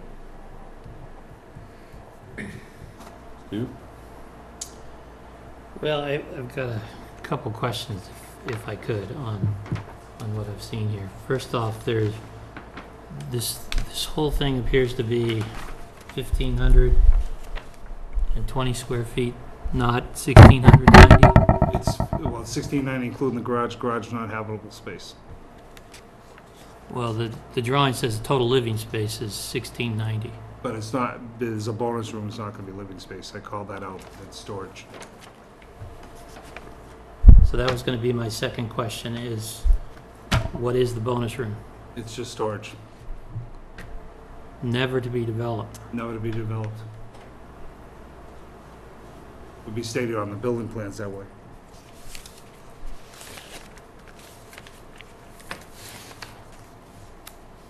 I would have to say that it's a beautiful house, but in my view, it's still a house. It's not an accessory dwelling, and it doesn't really conform with what I read the accessory dwelling bylaw to mean, particularly where it talks about a clearly subordinate structure to the main house. This doesn't, it looks like a house plan out of somewhere. I mean, that's what it looks like. It looks like you're building a new house. It's an accessory dwelling on an existing lot to be it's less than 40% the size of the main house. Therefore, by definition, I it's don't subordinate agree in with that size. definition. Well, by definition, it's subordinate in size. Subordinate means to be less than. So if the main house is 4468 and the new house is 1520, by definition, subordinate means it's less. Subordinate means to be less than. I'm not trying to be smart here. No, but that's what the It word says means. it should be clearly subordinate, And right? it is clearly, that's why they gave percentages of 750 square feet or 40%. I don't necessarily agree with that interpretation of the bylaw, okay? Well, I then think I'd there- like to hear there- your interpretation of the bylaw. Well, there are two sentences here. One talks about being clearly subordinate. The second sentence talks about the area, the living area. Okay. Two so different things. What right? would be clearly subordinate? Less than 10%? Less than 5? I think it depends on the lot that it's on. Okay, it's on Okay. 55,000 feet of land. I would actually say that probably helps as opposed to hurts here. Just as, But I disagree with you, Stephen, that subordination should have nothing to do with the lot size. Subordination should be about the two physical structures. That's the way the paragraph is, I'm interpreting it as the way it's written. You're you're interpreting, interpreting it the way you're interpreting it. I'm interpreting it by the way it's written, because the way it's written, it says the only way you can be subordinate is if you meet these parameters, 750 or 40%. And be clearly subordinate. And when you're less than 50%, you're clearly subordinate. I wouldn't necessarily agree with that. So I'm asking you, what percentage would you say? Because you're obviously saying that you don't agree with the bylaws percentage. No, I'm not saying that at all.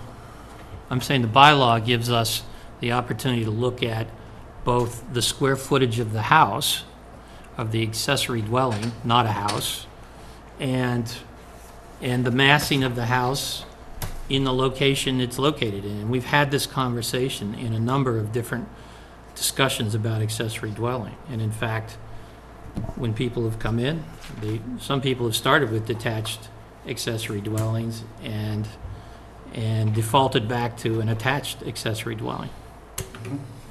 Well, I wouldn't need an attached accessory dwelling because it's a two-family lot as a right. I'm not looking to build a two-family home. It's a two-family lot as of right. Correct, it's double the lot size. So I can So build a second are you dwelling. subdividing the lot? No, I'm not subdividing the lot.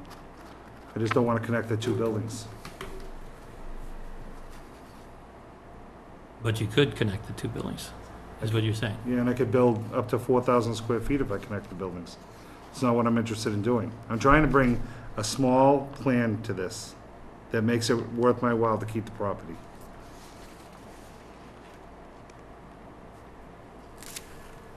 Yeah, I read through the same paragraph you read through on F about the subordination.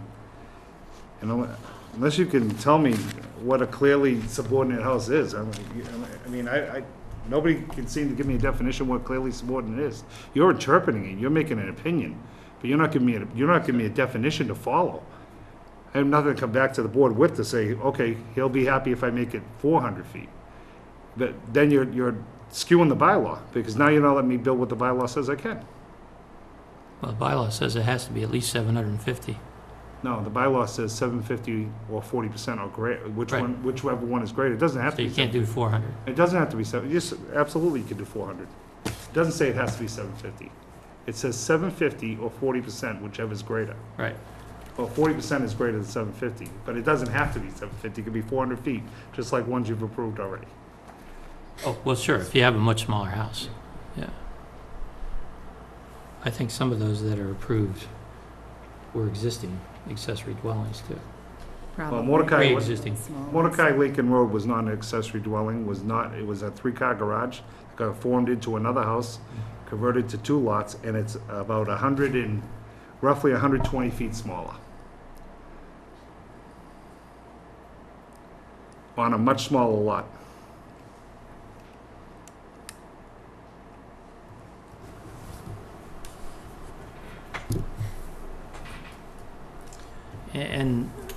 Laura, have you looked at these lot area coverages? Do they, are Yeah, they I something mean, that, in, do they conform with what you think they should be? Or what they are? Well, it's not a perimeter bylaw, I just did it for my own study, but I can only go off of what you passed in your motions, because a lot of information is not available to me on the internet. the numbers that he's got for the 1399, we had the same number. The 1095, we had the same number. Salt Marsh Hill Drive, Well, yeah, I yeah, think we got it's, the same number for that. And we actually have 69 of these, and I think we have, we have figures on all of them. but we don't have the lot coverage figures. We don't have the lot coverage So this, figures. this column Yeah, here, that's what lot I'm area looking at. covered, that was something that you. I just did that myself, just to figure out where I am in the scope of coverage on my lot, because I have such a big lot. Right. I mean, if I had 10 more feet of frontage, I'd have 2 lots. I'm not looking to subdivide my lot. And this is the accessory dwelling lot area covered? Is that the way you calculated that? Well, this is the whole lot, when you have your whole lot. It's in the- So the Mordecai Lincoln Road, the first one, Third Avenue, the original plan Third Avenue came up here with, they covered 7% of the lot. When they came back with their new plan, which got approved, they had 21% coverage on their lot. Mordecai Lincoln Road had 9% coverage on their lot total. This is the 2 dwellings or accessory connected, any way you shape it, this is just coverage on the lot of building footprint. Yeah, that's the footprint. I think if you looked at the, the coverage based on the floor area, you come up with a whole bunch of other different numbers. But, Floor area ratio would actually skew it even yeah, I higher. think it probably would. So what's the first column where it says percentage? Oh, percentage is the amount that Oh, I versus their see. primary dwelling, All right, I got it. and that's off of your own Right, approvals. Right. Yeah, like on 33 Garden Road, it was 65 because it was the, That was the that was the one that we- was That was one 750. that started out as a separate building, and Yeah. we made them join it to make it look like. Yeah, that one I house. couldn't figure out. Well, it's because the lot was a small, Very, yeah, it was a non-conforming lot. 10,000 square foot lot, right? It was 2 5,000 square foot lots they combined. Okay.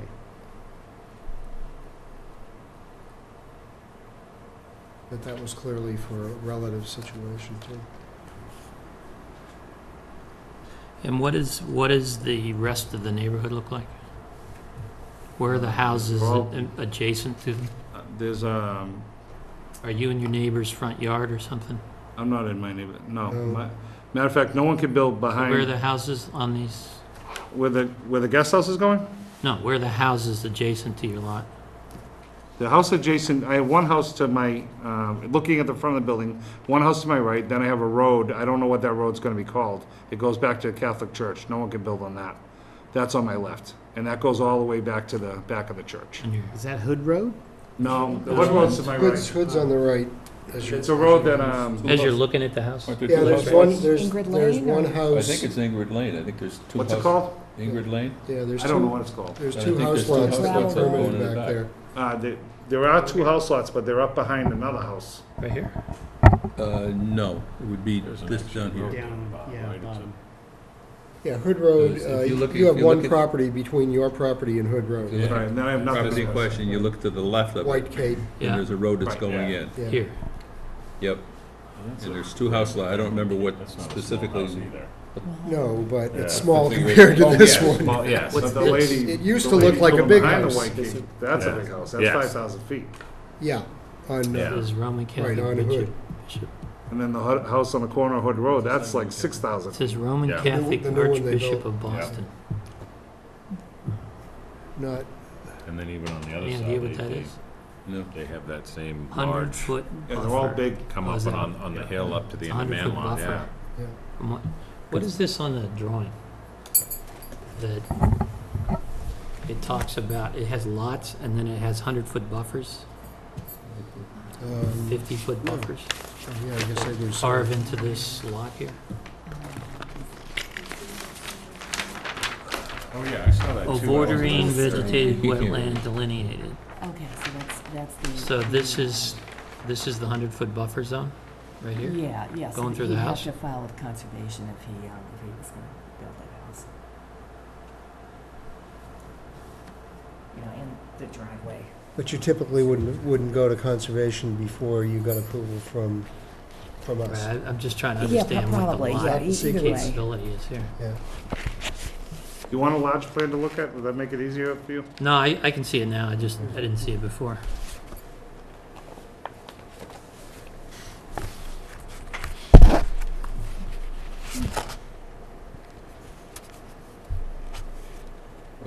Here, looking at that.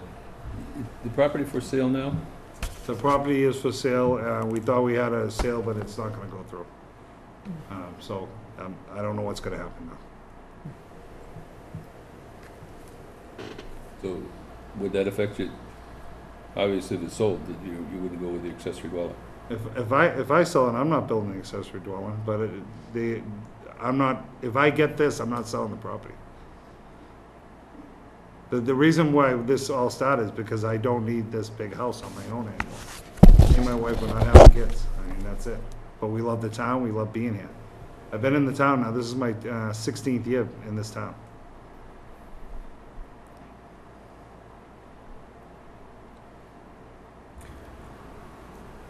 And clearly you've thought about this in terms of net cost, among other situations. This is more beneficial to you overall than it would be to build another house on another lot somewhere else in Yeah, town. because the price of land is too much money. Okay. Or to buy another house even. And I mean, you know, there is, you know, there are a lot of new things in play here for the town. I don't know where the floodplain's going. I know this house is not in the floodplain. Right. You know, this is close to the beach. There's a lot of upside to this lot. It's way up in the hill.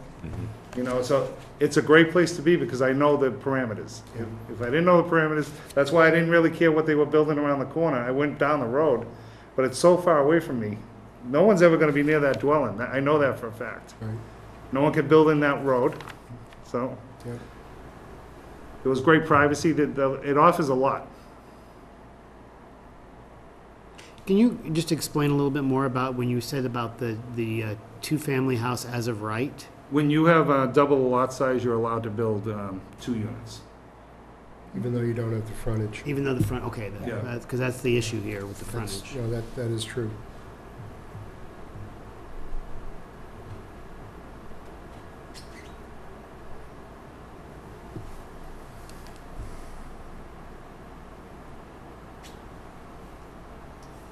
Any more questions? Yeah, Tim. No, I'm still where I was before. It ends up, it looks to me like I've got, the issue that needs to be addressed in my mind is subordinate. It looks to me like I've got 2 houses. And even though I may have one that fits into the size parameter, right, it doesn't look like there's a relationship between the 2 houses, other than the fact that one's 34% of the other. So the carriage house that was approved, which is a totally separate structure, how does that fit on the lot and not look like 2 houses? Primarily because it existed. But it's still 2 structures on the same It's one. still 2 structures, but Okay, I've got one where I've got that, and I've got a carriage house that was an integral part of it, which they've come back up and converted into an accessory right. dwelling. I'm making a design that looks integral to the house that I have currently there today. I mean, it looks like a house, it doesn't look like a carriage house. So if I was here last time, Bill, and you told me you wanted a carriage house, I would have changed the design of a carriage house, but it would have been too big. It's a semantic game here. I don't understand this because you can't, if the bylaw is going to determine the percentages, that determines the subordination. And No, I think what we're doing is we're taking the word subordination and sitting there saying that it's lesser, therefore my property or my building is going to be 34% of the other building, therefore it's subordinate. In terms of size, it could very well be subordinate. so what other definition is there? I asked you this in the last meeting, and I'd love some clear definition on what this board thinks subordination means then. Because this isn't only for my benefit, this is for everyone who comes in front of this board from now on. Because if you're not gonna give a definition, how's anyone gonna know when the only criteria have to go with what's published? and what's approved. That's all I have. I don't have anything I else. understand. And if I lose my right to come back for 2 years because I did this appeal and I lose, it's because of you decided, I just don't like the house that you have. The terminology needs to be defined, and it needs to be defined in public. It can't, it has to be the same for everyone. You have a carriage house on a lot, it's definitely a separate building. It doesn't even look like the main house. I went by it. It doesn't look anything like the main house. Two separate structures totally on the same lot. Yeah, but it's the type of house that you would expect to see a carriage house with. What, my house shouldn't have a house? Yeah, but the issue is the relationship between the house and the carriage house as opposed to your house as opposed to another house. I think that's a matter of personal opinion. That shouldn't be a public opinion. That's a personal opinion. I think the bylaw's written, it's the only criteria I have to go by. So if the bylaw is not clear, then we need some clarity to the bylaw. Don't disagree with that? No. And just to verify for like the materials, because, you know, at least in my mind, the materials also would be somewhat of, about subordination in the sense of, if it's my understanding was it's the same materials as the main house, is that correct? Correct. And would it be the same, paint colors, or, I mean? Well, it's just natural red cedar, so. Okay. So in that case, it does look at least to me, it looks similar, and that it's a smaller version of the main house with the same materials. Therefore, it's almost like not to use the carriage house term, but like if you had a pool, like, you know, a pool house or something that would be Caretaker's house. Yeah, kind caretaker's of, house. yeah. That's a better example. Because he is trying, I guess what I'm trying to say is he is trying to at least be subordinate by keeping the same materials as the same house. So it's not completely different as two separate houses. At least it's trying to have a theme. Well, that's my understanding of the bylaw. It says that they have to. The whole point of the bylaw was that the two properties are supposed to blend. And that's what my goal was. And Well, I think that's where the discussion is right now, is, you know, is that blending and is it subordinate? If this were a barn, or had been built as a barn, let's just say, with the original house, 2 years had elapsed, let's just say, and you came in to convert your barn to an accessory dwelling, correct me if I'm wrong, Bill, but we would pretty much be, I won't say have to allow that, but we would be inclined to allow that, Clearly, we've done it in the past. right? We've come back up and basically people have built a house, right, with the express desire of having an affordable accessory dwelling in it, and then came back and got it approved. The house was built for that. Yeah, it's happened. So I Had guess, you built your house with the accessory dwelling as an integral part of it, right, you'd have been gone. even if it was a separate building, which is No. what may happen at Moreland. Well, we've seen this, somewhat of this style as a separate building, but it tended to be more the garage, the carriage house, if you will, with the dwelling above, right? As Mhm. opposed to, this is a house with a garage. It's a fine line. And with a bonus room that apparently isn't going to be used. So maybe my question is, can we eliminate the bonus room? I can Just take it definitely- off, yeah, take it off completely, shrink the feel of the house a bit, so it feels more subordinate to the main house. Well, if you remove the bonus room, you remove that dormer, right? correct. And that takes the look away from the house. The idea of the bonus room was to delineate it in the building permit that it would never be habitable space, which I've done many times. I mean, you'd see more of the roof, you know, it'd be like this. Right. How Maybe you bring far the is roof the line house down. from the accessory dwelling? It looks like about 30 feet or so. Roof line down? I think it's a little more than that. Here's the ridge line right here. This comes down. I don't know if you could do that, though. You still have, you know, this space. I don't know, maybe you could. Approximately like 52 feet from the, It's 52, Yeah. okay. and about 300 feet from the road. Sorry, 200 feet from the road. So this is the rear view, so where's the, Yeah, that would be another sort of favorable aspect of this particular plan, in my view, because it is so far back from the road, it's behind the main house. In effect, that adds to its subordination. You're really not, unless you're in a butter, and maybe not even then, but you're not going to be aware that this thing even exists driving along Hatherley Road. You know, yeah, that's a fair point. scaling from the plan, it doesn't look like it's as much as 52. You want to believe take a that's look what at it it? It's 52 what? The distance from the main house to the accessory dwelling. Oh, not the Close. porch, but the actual foundation, I think it is. But I I don't mean, have as the scale. opposed to, for instance, the Moreland situation, which was right on the road, right in your face. Well, I think that's the thing that sort of works in this favor, is that Moreland was a pretty small lot, and they Well, were edge of the porch, yeah. literally putting a Maybe 2,300 square These are foot garages. house on that The lot. main Right, house actually although is it was here. still twice This is the a lot three-car area garage. of the surrounding lots. Yeah. It was what? It was twice the lot area of the surrounding Oh, yeah, lots. but it was zoned that way. Yeah, yeah, I know, no you still question would, about you it. still would. no, I don't want to go any this- closer, because this you built a is- massive. I This is granted, double it's the a bit of area. a 5,000 difficult, feet, Oh, you know, okay. sort Yeah, of that's a brand new assessment house. to make, but we've made it over and over again with different accessory dwellings. I would love to find a way to say, is there a way to structure this that we can agree that it's subordinate, right? Clearly subordinate. What if it was a ranch? I mean, would that be clearly more subordinate, or does the I- second floor?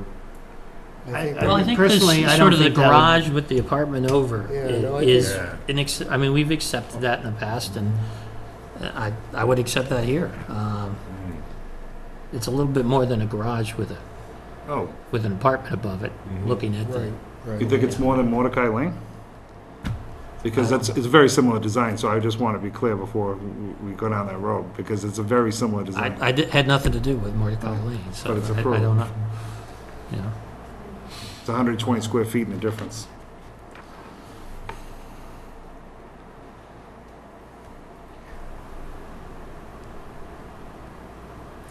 so why is it so close to the main house? It can go back on the lot, that isn't the issue. I just didn't want to go more, if you're looking at the main house, I didn't want to go more to the right, because the lady's building like a 5,200 square foot house there. To the right, Yeah. looking at the house? Yeah, Go on- north. On Hood, Okay. on Hood. Up here. They subdivided a lot next door, she's building a massive house on that lot. Oh, really? Yeah. Really, on the south side of Hood? So the Cape is, Behind the Cape, there's like 5,200 square foot house going up there. okay, yes, I've seen that. I know what you mean. And the house next to you, coming towards the harbor, is also pretty large. Well, that's huge, that's a big house, that's like 60, almost 6,000 feet with a basement. Is it? Yeah, don't doubt it. Yeah, so in this particular case, like you said, it's, I feel it's quite a bit different than Moreland Road in the sense that the neighbors have these massive houses, so that this does seem to be certainly subordinate in the fact that it's such a smaller house, even though it is a Yeah, single I think family. that it has some merit there, right? And I think the lot size, I guess, but also the distance. From the road. The question is this in the lap of the 5,200 square foot house? And Or is that set back from the perimeter pretty far? I'm sorry, say that again? The 5,500 square foot house that's going up, how The one- far is that from the lot line? From my lot line, Yeah. she's 30 feet to her back deck. From your back lot line? Yeah, Holy cow. So you want to leave some space in there? yeah, I mean, they have balconies, windows, everything looking right down on you. It's a big house. And I spoke to her about this. I mean, I went, she was there, I spoke to her, and she had no issue with it. But Hopefully she's got 12 kids and they can use it all. I don't think there's any kids. I think there might be one kid, I'm not sure. Maybe she can downsize and rent your big house.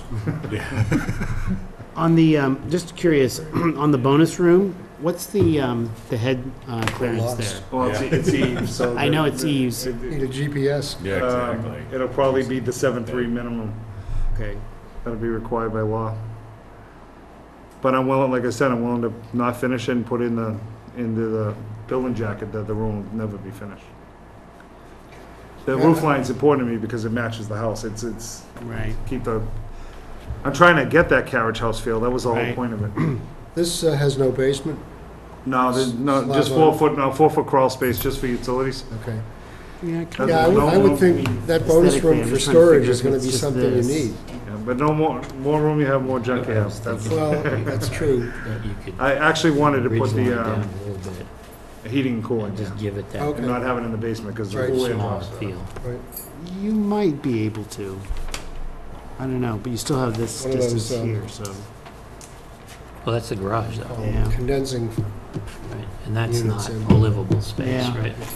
That could actually be determined, the bonus room could be called the mechanical room because I could put my HVAC in there. And then how many? So this is a 3-bedroom house? Correct. I mean, the second floor bedrooms are small. The whole idea is for us to live on the first level.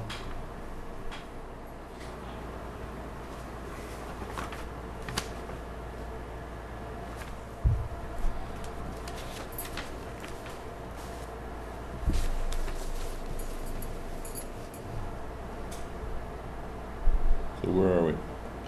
Well, just since Steve had mentioned that, if, just for discussion purposes, if you were to remove the dormer in the bonus room and then bring the ridge line down above the garage, is that something that would be possible? Yeah, it's all possible. I think taking the dormer away makes that a big blank roof line. I don't agree with the architectural design of it. Oh, well, you could, where does this dormer die into? It's not at the ridge line, right? It dies into the sidewall. Yeah, it looks like it's a little bit lower than the ridge line. Yeah.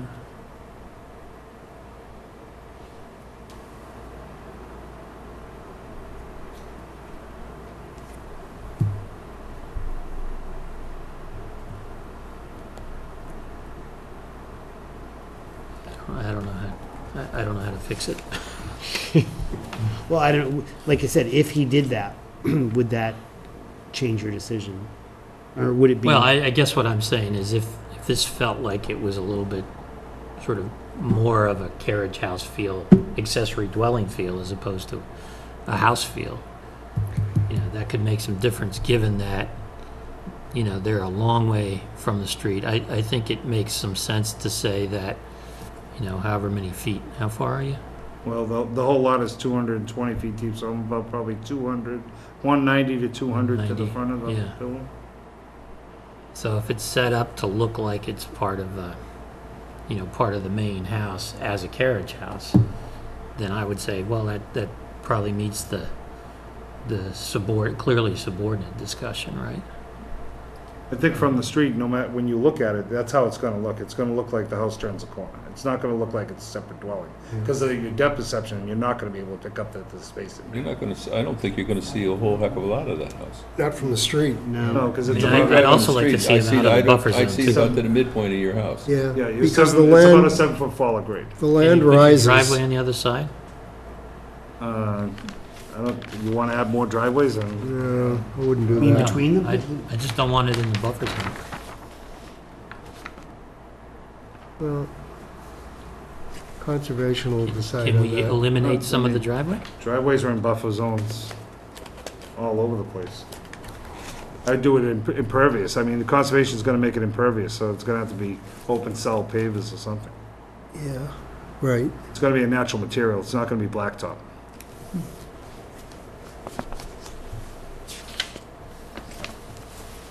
So you're rising about 12 feet between the location of that house and the road. Yeah, just over 11 feet. Yeah, yeah, I know, I go by that house a lot, and you really can't see, as Bill said, more than about half the house, and anything back of it is gonna get lost. It really is gonna be practically invisible.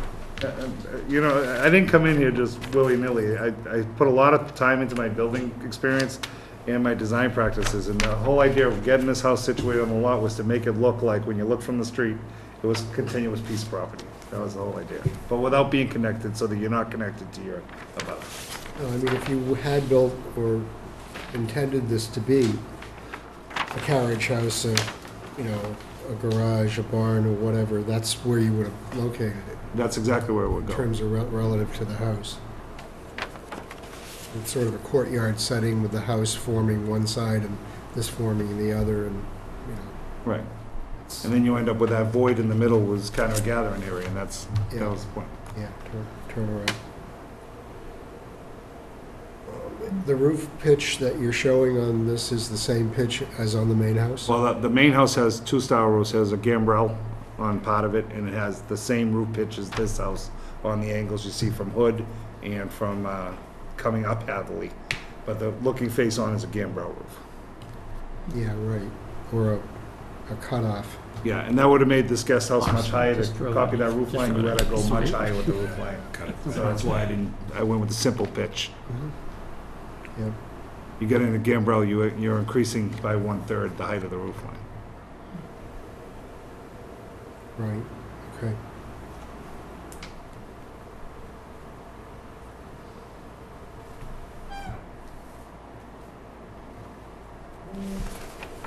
And you say you've talked to your neighbors about this? I talked to the woman who's building the new house. I didn't speak to the gentleman in the White Cape. We don't talk. You don't talk? No, we don't talk. And the woman who's building a new house had no objections? She said, oh, great. I also don't know if that's a house for spec. I really don't know the story behind it, so. Somebody's got a lot of chutzpah to do that kind of a house for spec.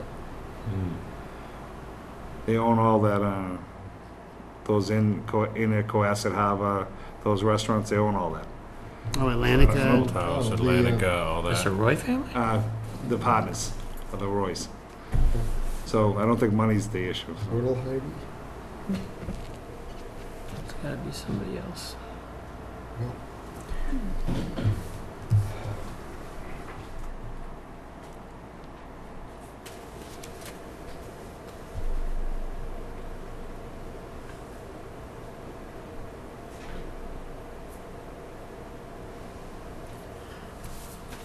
Well, I mean, I understand what you're saying about the ridge line. I don't know if it would make That's that good. much of No, a I difference like if it. you eliminated the dormer and brought the ridge line down. But Maybe it's this piece. It just looks bigger than that. I'm just trying to get it to look a little bit more like it's the carriage house to the main house, right? Sorry, I don't have that in front of me. Oh, I'm sorry. this No, was, don't. this was from before. Yeah, no, I remember seeing it, I just didn't bring it. So this, So we were- this what you- space is not being He was used, saying that right? if we Right. eliminated that dormer, then you could bring the ridge line down because it's an uninhabitable space. But is it, if you bring the ridge line down, is the whole depth uninhabitable? Yeah. No, there's a room back there. is Well, there? not really. Oh, okay, Just that the bonus room. whole block is the bonus room. Yeah. Yeah, well, you could definitely do that. And how far down has it gotta go? Well, Don't know. I mean, it's already not, you're gonna have this, Right, that's what I This was is- saying, this is is up maybe there it's anyway, really right. this that's sort of driving it, if that were more sort of in keeping with the same, that's gonna be you know what I mean? hard to do, though. I mean, that is habitable. I mean, in my opinion, Honestly, it's I a think cute you little could- house. You could tweak it, but I'm not sure it's gonna make a huge Yeah. amount of difference to tweak it. If you wanna keep the same roof pitch, you bring the ridge down, you're gonna run into trouble trying to keep that same roof pitch. You're gonna end up having to make the sidewalls taller if you maintain the same roof Yeah, pitch. you'll have to do that because the bedroom will disappear. If you Yeah. bring that line down, the bedroom's gone. Well, no, even the, it looks like it's just that, that storage room, the mechanical room, the bonus room that might be affected. You just take that ridge down, but that I think is gonna cause you to have a higher sidewall here, which I think is gonna be worse looking than, roof is one thing, and it's kind of sheltering and it kind of hovers over the rest of the building, and it tends to drive it into the ground, like the library, you know, No, I'm not trying to design a house. No, that, no, you I know, understand. I'm trying to just telling make you- it look more I'm just telling subordinate, you, accessory. higher sidewalls are gonna look worse than what you see here, if that's the result of bringing the original. Well, and to me, maybe not to use the carriage house, but this to me has sort of a cottage feel, in the sense that it's a smaller, like, there's a lot of newer developments now that have these smaller footprint houses that are like the cottage houses. That's what it kind of invokes to me. Summer house to the big house? Yeah, I mean, Kinda, yeah. you could make the dormer a little smaller, which probably would still be okay and might reduce the impact a little bit. But, you know, like you said, you've got an architect, so there's a few things that might be tweaked. I think you have to be I'm not gonna go realistic there about either. that bonus room, because I don't know how you prevent that from being used as living space. I mean, if it's a 1,600 square foot accessory dwelling, then, you know, then that's what it is. But the bonus room, I mean, it looks like one of the nicer rooms. It's got windows, it's got,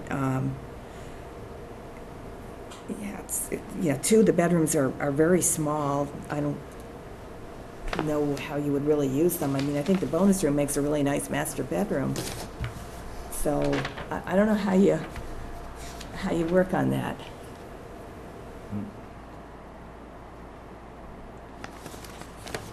Maybe the board doesn't feel like it's an issue, so that would be all right. Well, no, I definitely, he's not asking for another 200 square, or 400 square feet to the accessory dwelling, right? So Yeah. maybe condition approval if it never gets used But as then a that's, living space. that's hard to police. Very hard But I'd label it as mechanical space, I'll put all my mechanicals in there. By the time I put hot water, HVAC in there won't be any space left. There's not gonna be a 10 by basement, 17 that's clear, feet. that everyone knows, there's not gonna be a basement with this house. You know, I'm also not, well, I don't know. I'm not sure how you consider that not living space. Well, if it was, with Stephen's You lower the proposal, if ridge. you did lower the ridge line, it wouldn't be really habitable. You could still put mechanicals there, but you couldn't have it as, Nobody can stand up. stand up in it, yeah.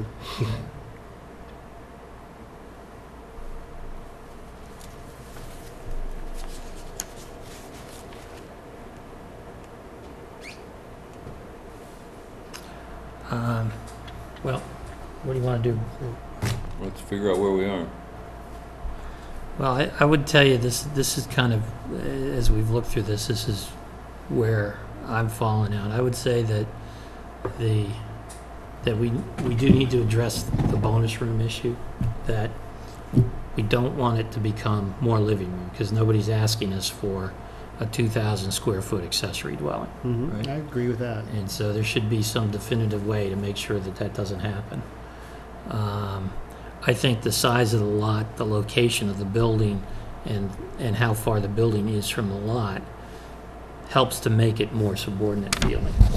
That would be sort of my view here as I've looked at all the pieces. I would still want to make sure, again, that the bonus room didn't become a living space. I would also say that I think we should try and eliminate some of the driveway.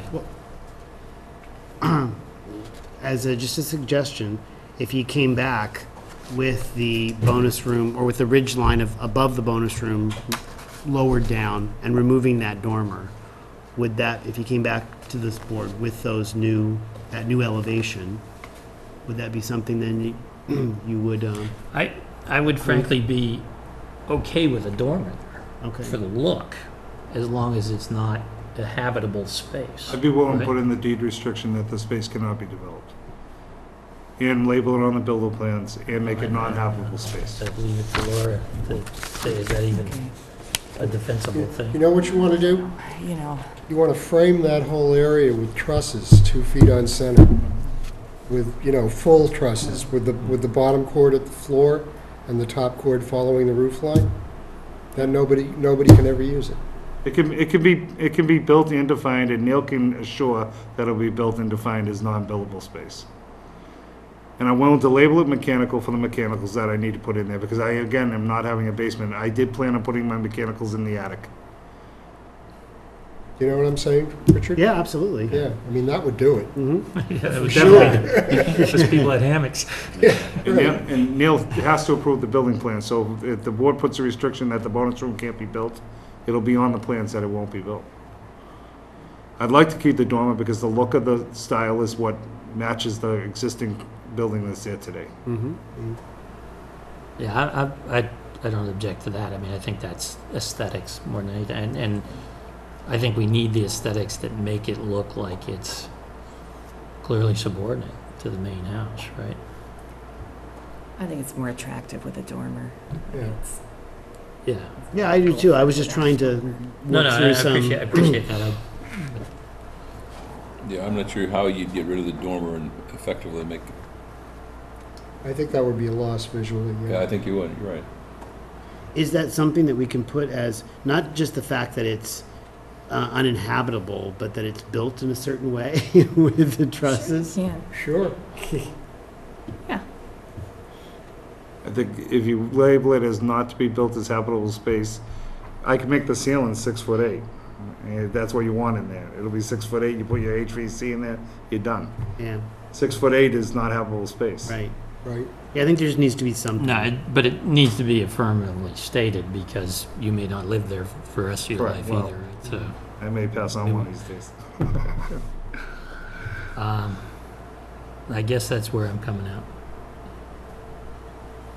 You're in favor. If we can condition it well enough. It's definitely a smaller house on a much larger lot that looks like it's laid out as a carriage house. I would feel better if it looked a little bit more like a carriage house Well, and not a I'd real feel a hell house. of a lot better. You think that's something you could do? I don't know how to achieve it now. I mean, I put a lot of time and money into this right now already to date. Yeah, I don't think you want to make it, more garage doors or anything I know, like that. that's- No, I'm not suggesting But that. that, when you say, I think that's what's also difficult, when you say more of a carriage-like house. What I look as a carriage house might be different than what Bob thinks is a carriage house, might be different than what Bill thinks. I mean, there's no, So you think that looks like a carriage house? no, but I think a carriage house would be more garages, actually. Carriage house would be garage doors I the first think a floor. carriage house would end up having maybe less this, and it would be cut off more like that. But one of the things that Have like a side entrance kind of thing going up, and one of the things I want to point out to you about this house too is when you look at this house, the stone piers, it all blends with the front house. The front house is all stone piers that support the deck. The whole idea again was to carry the lines of the Yeah. two homes together.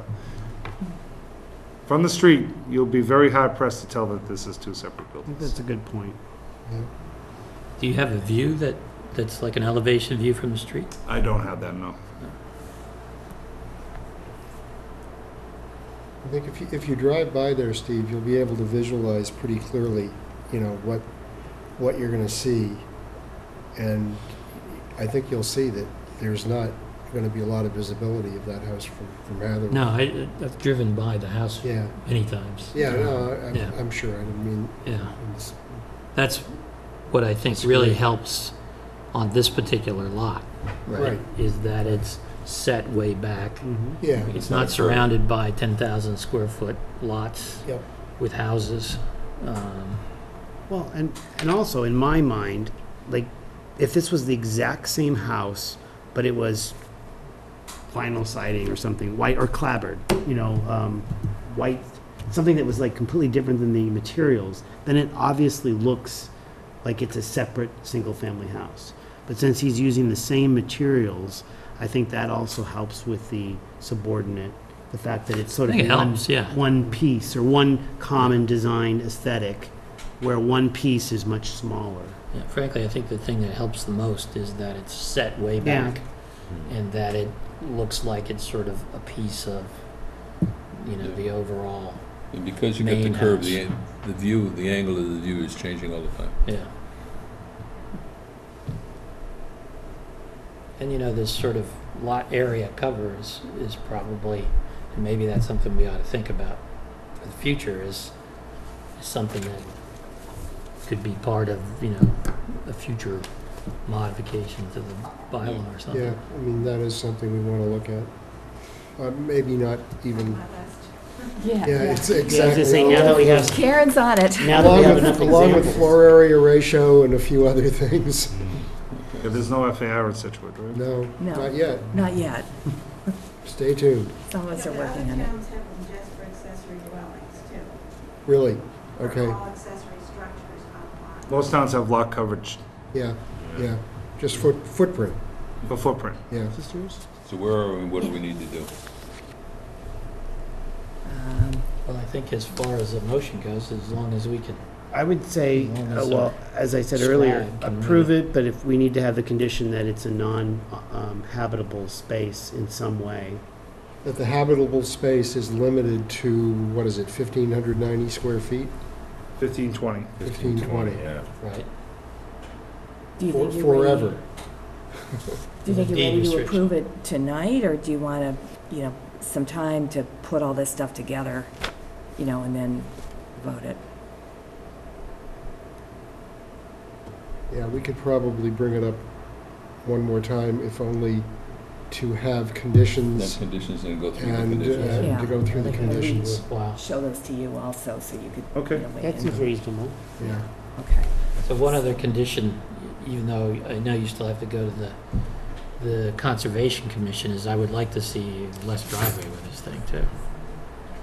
But as he said, it would be impervious. It could be gravel or stone It would be pavement. pervious, not impervious, pervious. Oh, I'm sorry, yes. Acres or something. Well, if that is the case, then I would say our condition should say it's pervious Yeah. Yep, driveway. It is not impervious I driveway. believe they're gonna Exactly make us do that regardless. yeah. That's fine, as Conscom far as that's, will want that, as long as we can state that in a condition. right?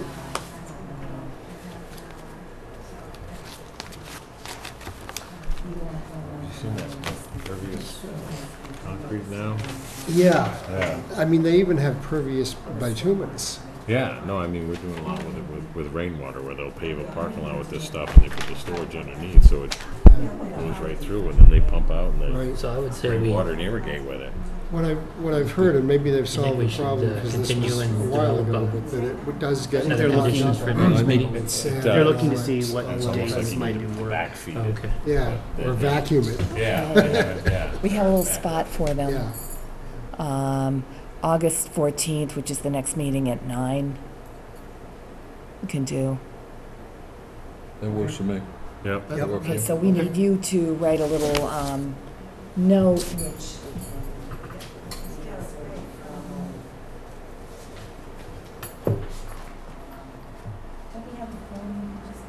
Yeah, I have the oh, you form. got it? Oh, okay. Yeah. Can I write it down? Yeah. Okay, so we'll continue Move to to- August 14th. at So 9. I move to accept the applicant's request to continue Yep, the application. public hearing. Public hearing until August 14th at 9 PM. 9 PM. Second? All those in favor? Aye. Okay, so that's, So, we'll work on conditions between now and then share them with you prior to the meeting. Very good, I appreciate that, thank you.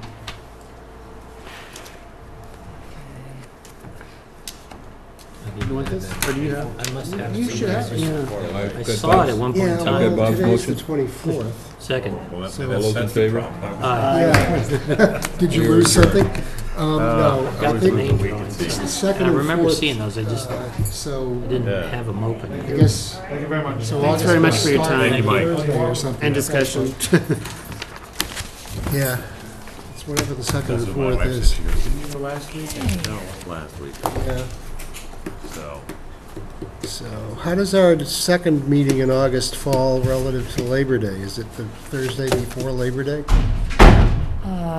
It's These are the 28th, Yeah, so. must be, right? Yes. Yes, Yeah. yeah. That's the main Yeah, house. it's the Thursday before Labor Day. I don't think Yeah. electronically, I'm We have going to be anything here. I have no problem Oh, with yeah, that. no, I That's what I was I'm looking not for. going. I think it's the Let's see. 17th, we're taking our vacation. Yeah. No, I think we were just thinking about whether Oh, it here. could possibly be any other day than the saw Thursday it. before Labor No, Day so this- weekend, but I I'm don't okay know with that it. that's I was just possible. curious, So, So the other one must be, personally. yeah. because it looked. I don't have any vacation anytime soon. I got to accrue it. Oh, here Yeah. it is. It was in black and white, that's why I Oh. didn't. But Okay. it's different now because you accrue as you go. Yeah. And it was never like that before, so it's right. better in a way. But Maureen tells me that she had her vacation bank the day she started, which maybe is not right, but I'm sure that's what she told me. Yeah, I don't see how that could be. a better deal, that's all. Yeah, that's Is could this well be. ridge line But higher we now? all seem to get Yes. extra this year because of the way we're not on, Did we adjourn? oh, no, Oh, we did have we not adjourn? adjourned. We did, no, we did. We voted. He said we have Bob's motion, and Yeah. I believe Steve seconded it. You- We yeah. all Yeah, so we're You can push